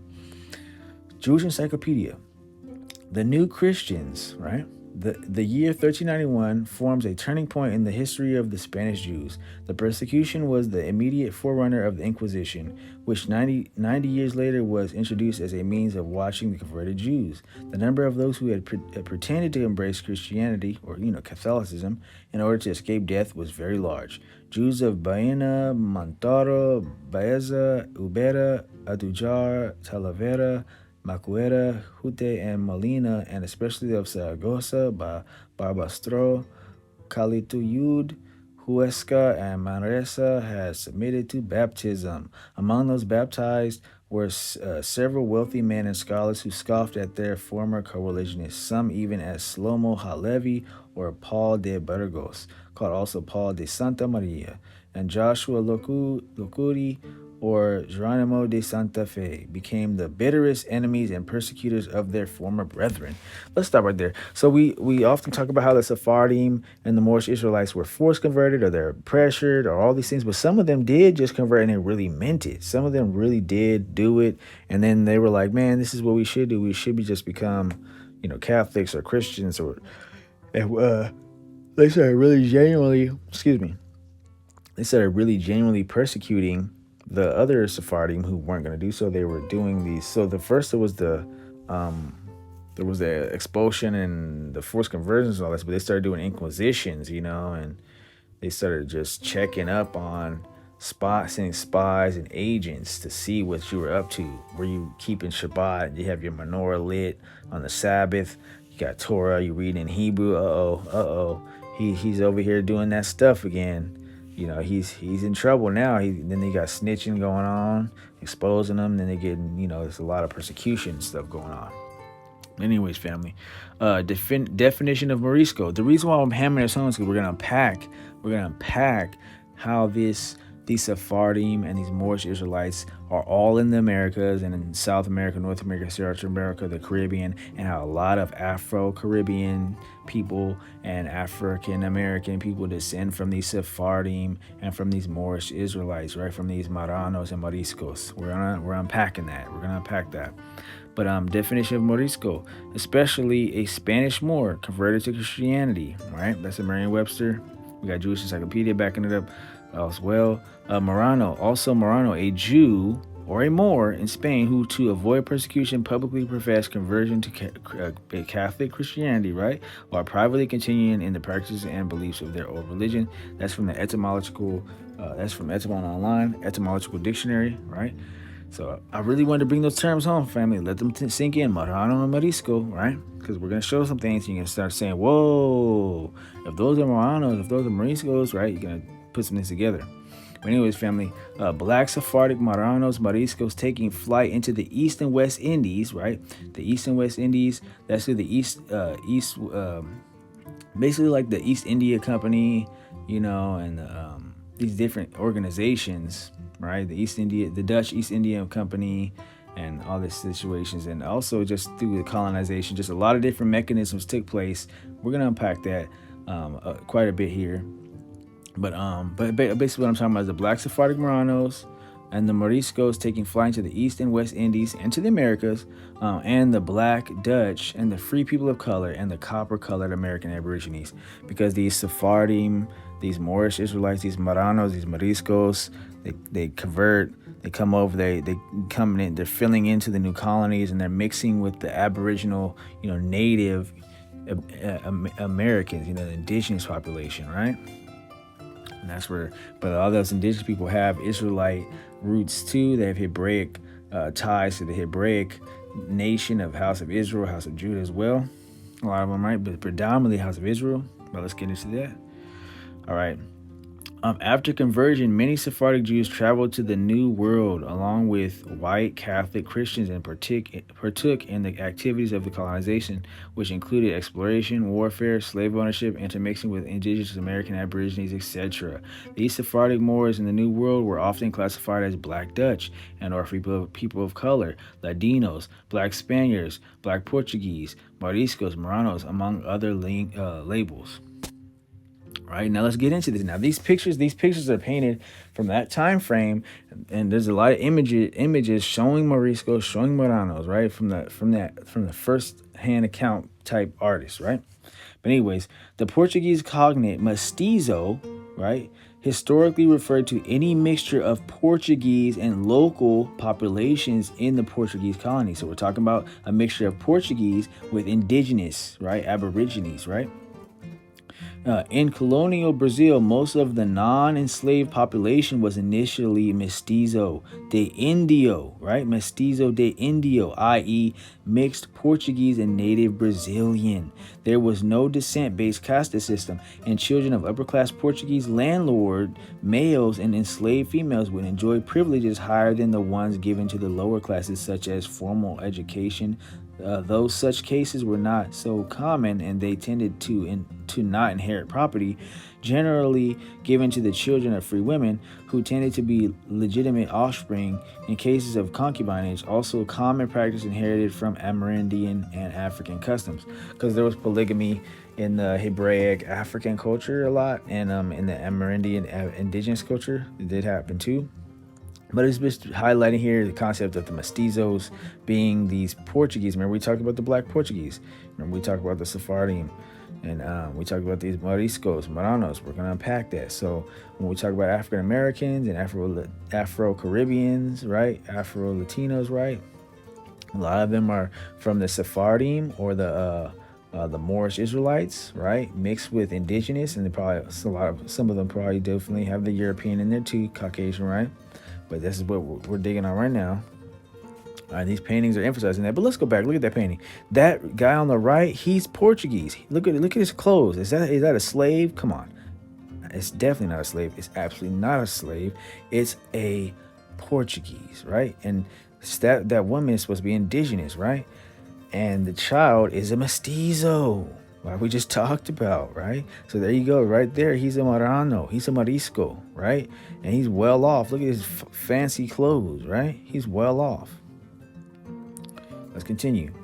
Now look in that painting on the right. That's a Marano, that's a Morisco. And look at the woman. That's an indigenous, aboriginal, copper-colored aborigine, right? And their son, the mestizo, right? An early 18th century set of Costa paintings show the Lobo as the offspring of a black father and an India mother. India meaning like aboriginal, right? In the same set, a Lobo father and an India mother produce a dark-skinned child labeled a Lobo Tona Atras, right? So look on the right. You see this brother? He's wearing some fly garments, right? You look at the font. He got the cape on. He ain't no slave, right? Look at his fancy clothes. Look at how he's dressed. Look, he's dipped. He's swag surfing, right? This is a black. This is a Marano. This is a Morisco. This is your Sephardic. This is your Moorish Israelite Morisco Marano, right? In the New World, right? And having children with indigenous American women, right? Producing the Afro-Caribbean, producing the Afro-Latino or Latina, right? Producing the African American as well in a lot of cases. But we're going to dig into that. All right, this is looking on the left now. Look on the left. Look underneath. Look at the guy on the far left. Look at him. He's fly. Look at his hat. Look at his jacket. He got the high stockings on. He's feeling himself with a little buckle.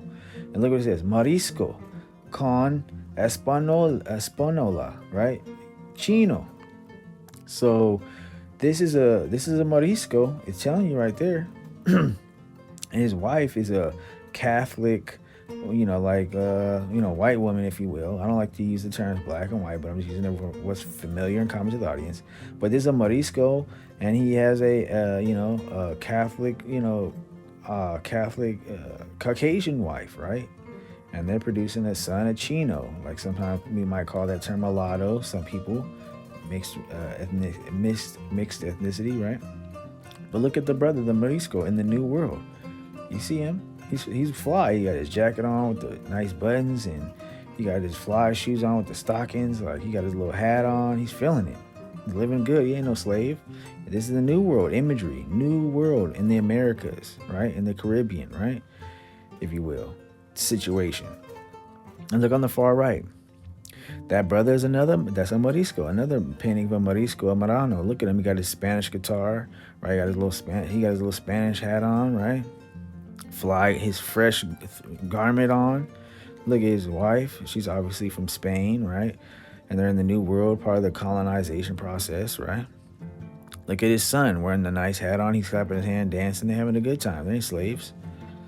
Let's continue. More imagery, family. Look on the left. Once again, Morisco Maranos. Living it up, living la vida loca, not slaves. It's part of the process of settling the New World, right? Look on the left.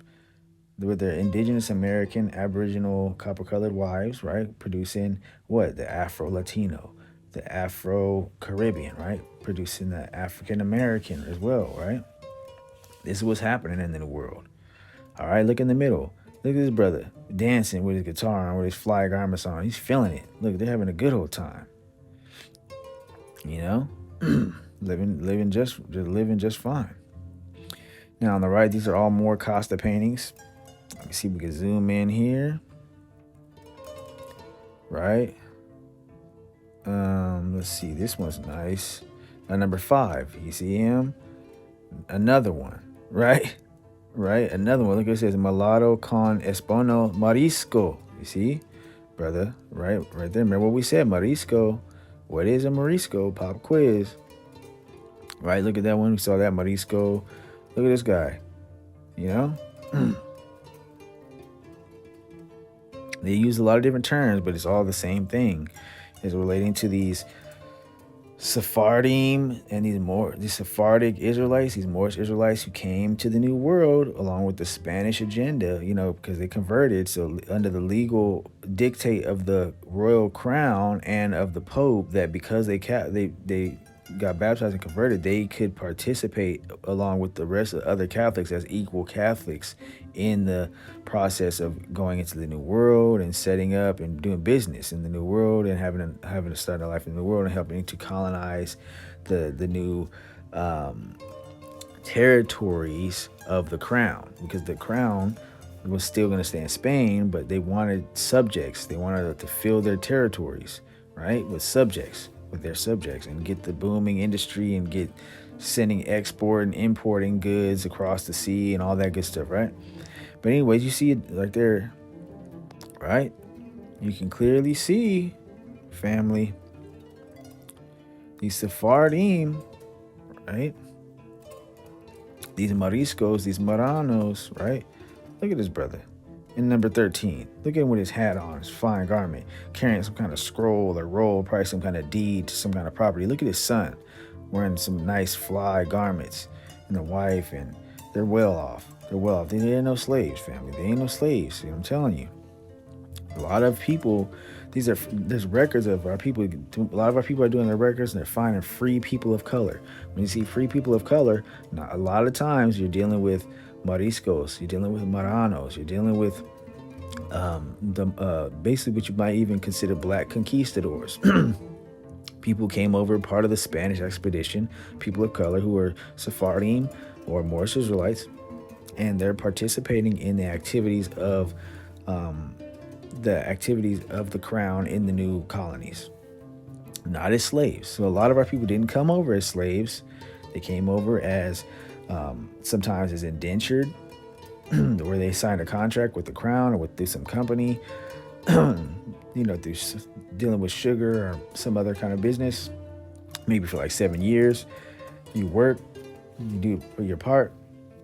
After the 7 years, your contract's up. You can renew it if you want to or not. But if you don't renew it, you have all your money, you have all your earnings. You start your own business. You buy some land, maybe buy some slaves, whatever.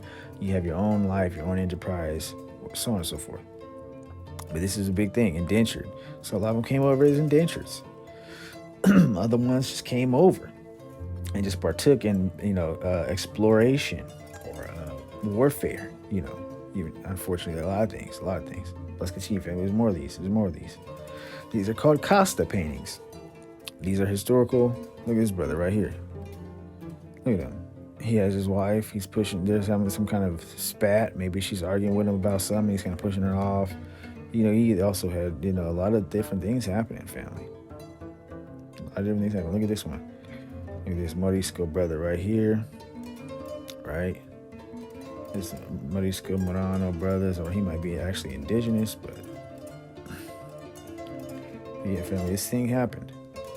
There's a lot of good ones as well, family. Let's go zoom in on them. Moriscos Moranos, family. You see this brother right here. See? That's what we're talking about here.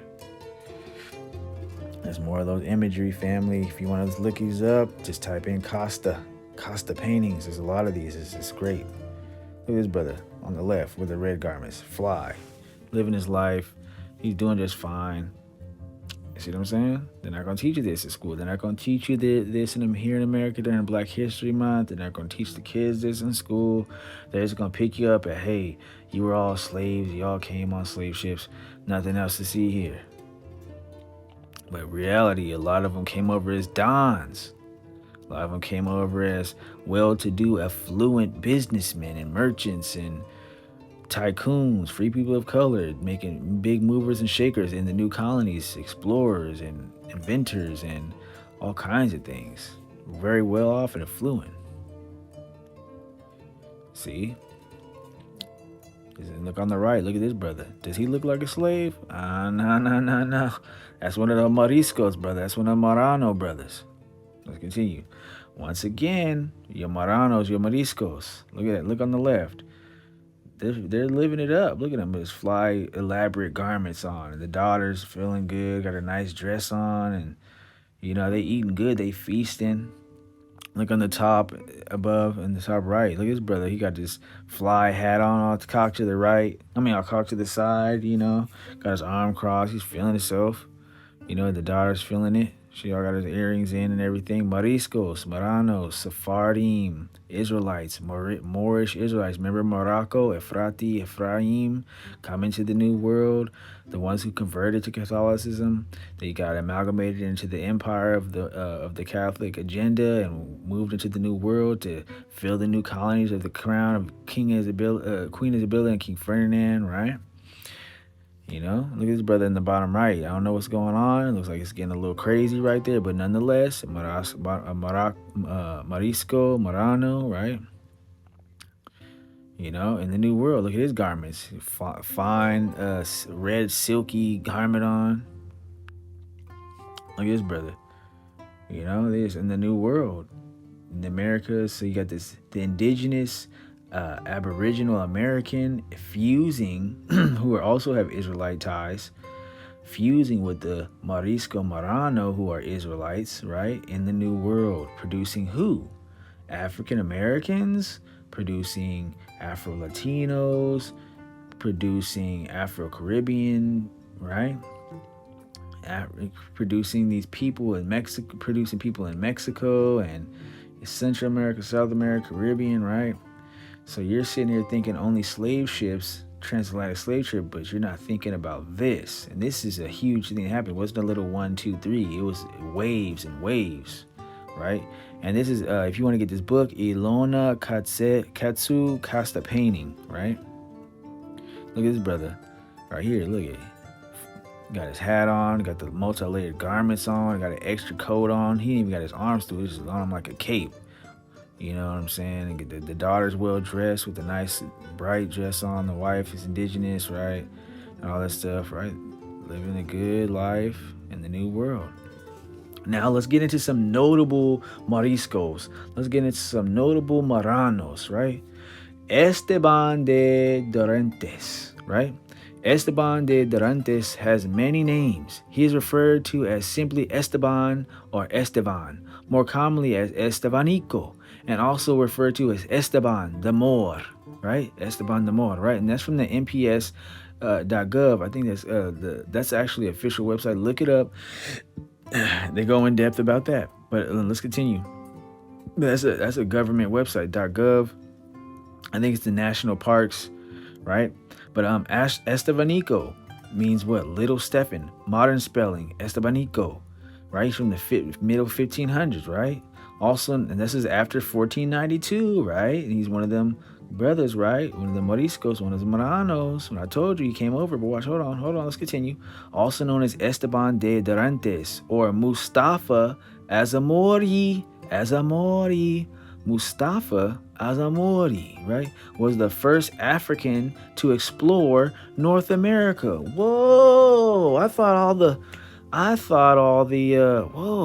every single body came over here just butt naked on slave ships. I didn't know they were wearing. Look at it on the left. Those are illustrations of him wearing fine garments with hound dogs and noble garments. He was a noble. A noble Moor, right? Coming over here exploring the Americas? How come they're not teaching this in school, right?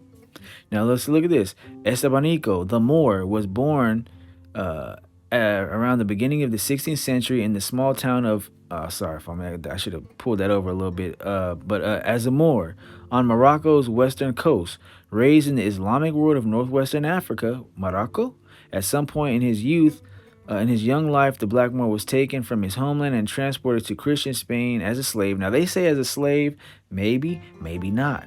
But nonetheless, we know that he was a Morocco, Ephrati, Afri, right? Israelite. And we know that he ends up dealing with the Spanish situation, right? Coming into the New World. But here we go. He might have been captured by slave raiders who worked the African coast, or been taken captive in out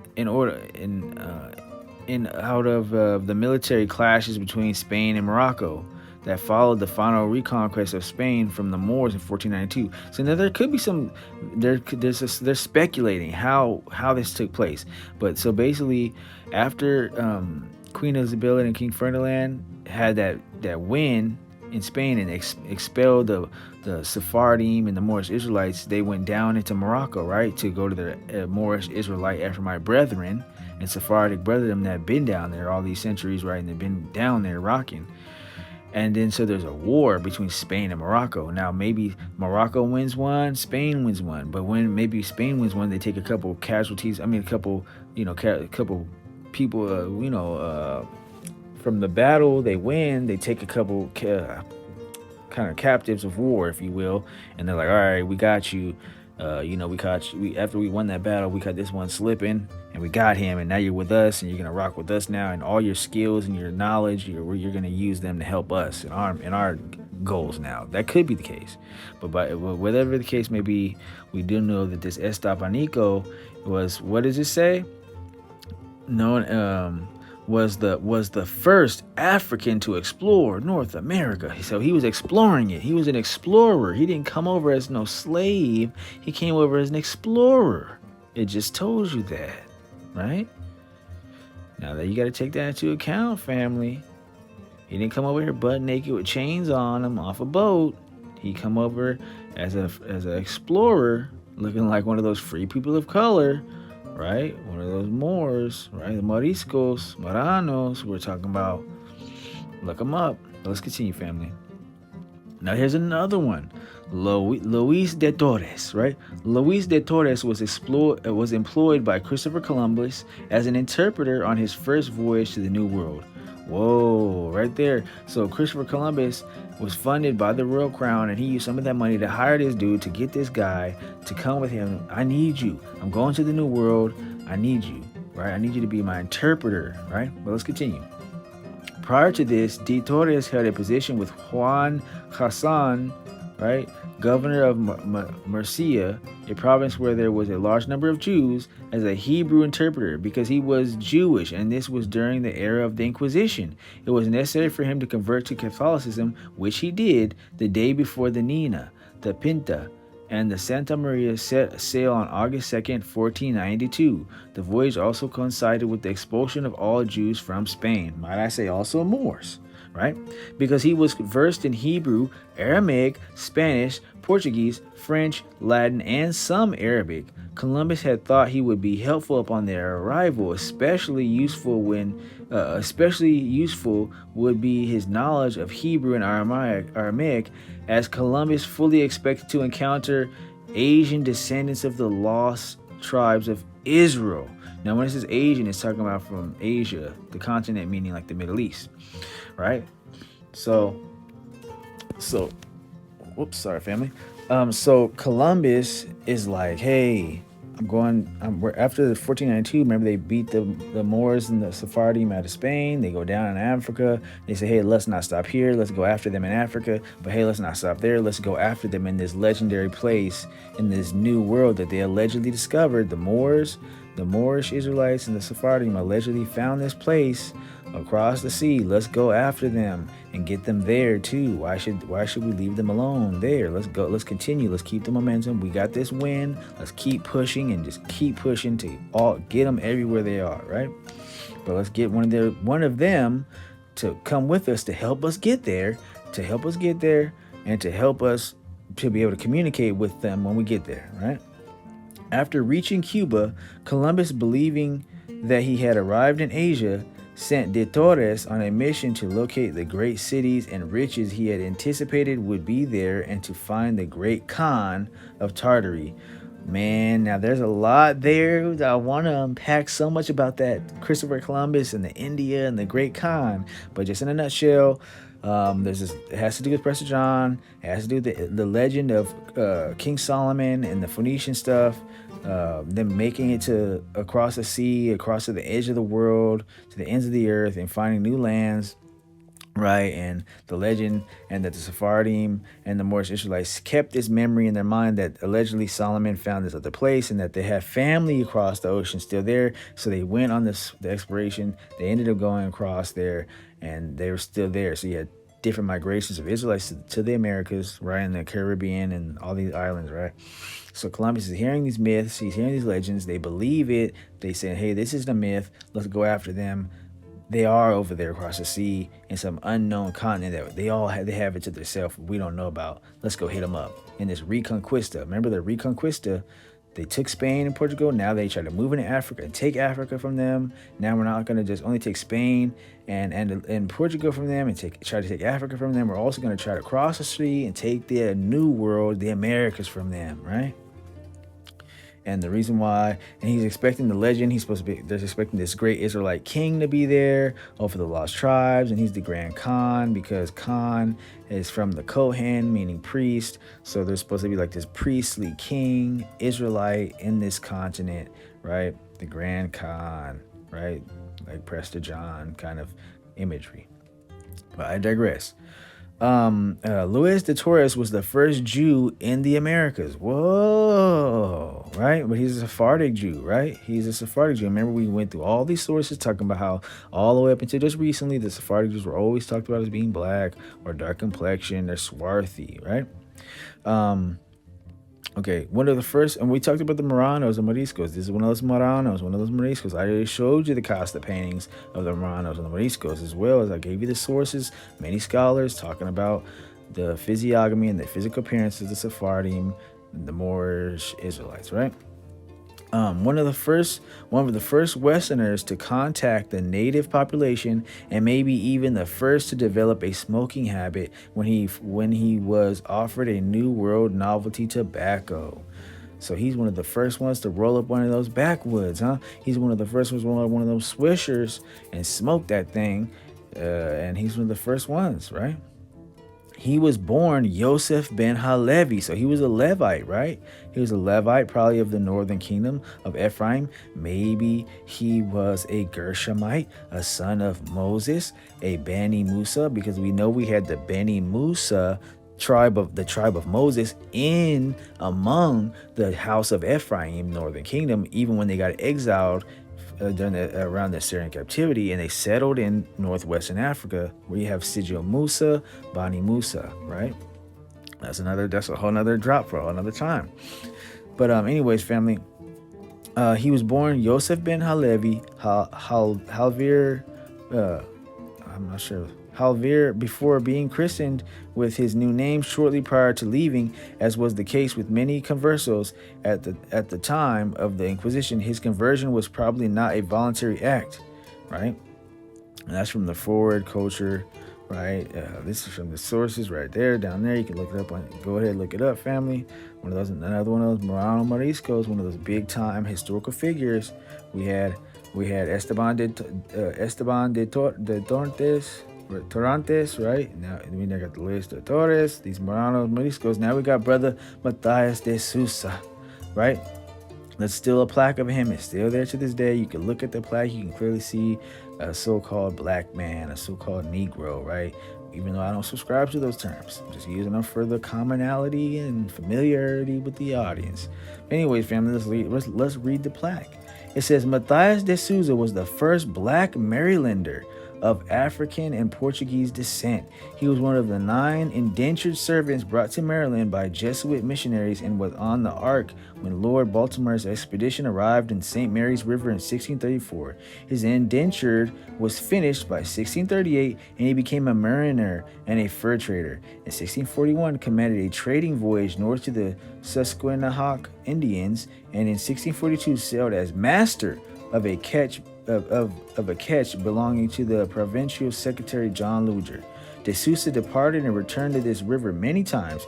He anchored near here and walked to Lugar Manor House at St. John's. While living there, he served in the 1642 Legislative Assembly of Free Men.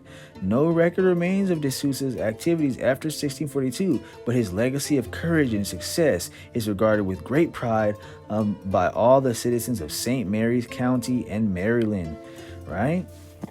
Wow. So you see that he was not a slave. He was a free man, right? Remember I told you that there's a lot of people who are being called African Americans right now, and in the Caribbean as well, thinking that their ancestors came here just butt naked on boats with chains, when in reality they came over as free men or as indentured, which, like, a lot of people even to this day are indentures. Indentures like an employee. You sign a contract, like when you get hired for a job, you fill it out, you put your name, you fill out their job information on this paper, and now you're an employee of, let's say, Walmart or whatever, some company, and now you're going to work for this company. But there was an indenture, so there's a time expiration. So he signed it. Maybe it's for 4 months, maybe it's for 5, maybe it's for 5 years or 7 years or something like that.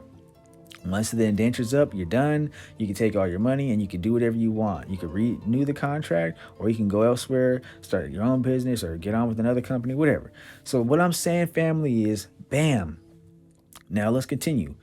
So it says that he was what? Matthias de Sousa was the first black Marylander of African and Portuguese descent, right?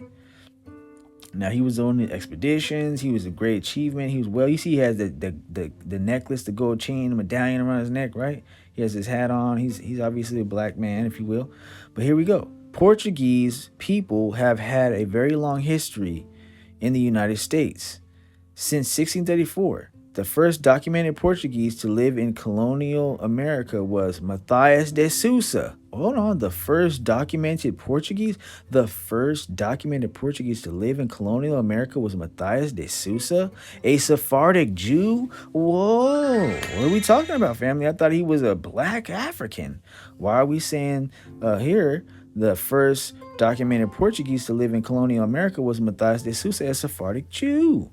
The oldest synagogue in the country, the Toro Synagogue, is named after one of these early Portuguese Jews, Isaac Toro, right? So, whoa, Matthias de Sousa, obviously he's a black man. Clearly he's just being called a black man on the plaque, African Portuguese descent, right? Now let's continue. Portuguese Jews immigrated early to America as well as to other countries to escape persecution in their native land. Matthias de Sousa is the first Portuguese immigrant on record. He arrived in Maryland in 1634, right? So you see these Moranos. See, there's another Morano, another Morisco, right? These Moranos, these Moriscos were trailblazers in the New World. They were affluent. They were influential. They were useful. They were necessary. They were needed. They were important figures. They were high historical figures. And they were movers and shakers, and they helped push on the progress within the New World of these Caucasian European colonization groups, right? And a lot of them, so I'm saying, you know, he was, like it says, he was he was on the Legislative Assembly of Freemen. So you have a lot of people do their ancestry and look at paperwork and they see, wait, free person of color, what are they talking about? You know, so there was during slavery, free people of color who were these Maranos, who were these Moriscos, these Sephardim, these Moorish Israelites who came over here not on slave ships, not as slaves, had children with indigenous American women, or sometimes even Caucasian and European women, or sometimes even African women who were brought over as slaves, or whatever the case. And a lot of African Americans, a lot of Afro-Latinos, and people in the Americas and the Caribbean descend from these Sephardim and these Moorish Israelites who came over here not as slaves, but as indentures, and some as just men, as warriors, explorers, and a lot of different things they were doing, right? Some call them the Black Portuguese. Some people call them Black Conquistadors. You know, a lot of different things. But nonetheless, this could be your heritage. You may be a descendant of one of these Moriscos, Maranos. And you might have been thinking all this time your ancestors specifically came on slave ships. Now, there still was slaves that were brought during the transatlantic slave trade from the Yoruba, who the Yoruba come from Yorubam, the Northern Kingdom, Jeroboam, Israelites, House of Ephraim, mixed with the Ephrati, Ephraim, Morocco, Moorish, Sephardic, and Moorish Israelites, right? And came down into Africa after the expulsion and the Inquisition and all that, right? And also there was some Yemenite Israelites who came over too, right? He set up the dynasty, the Zah dynasty as well. But in the Ibu, all of them claimed to be from Northern Kingdom tribes. They were taken into slavery as well, right?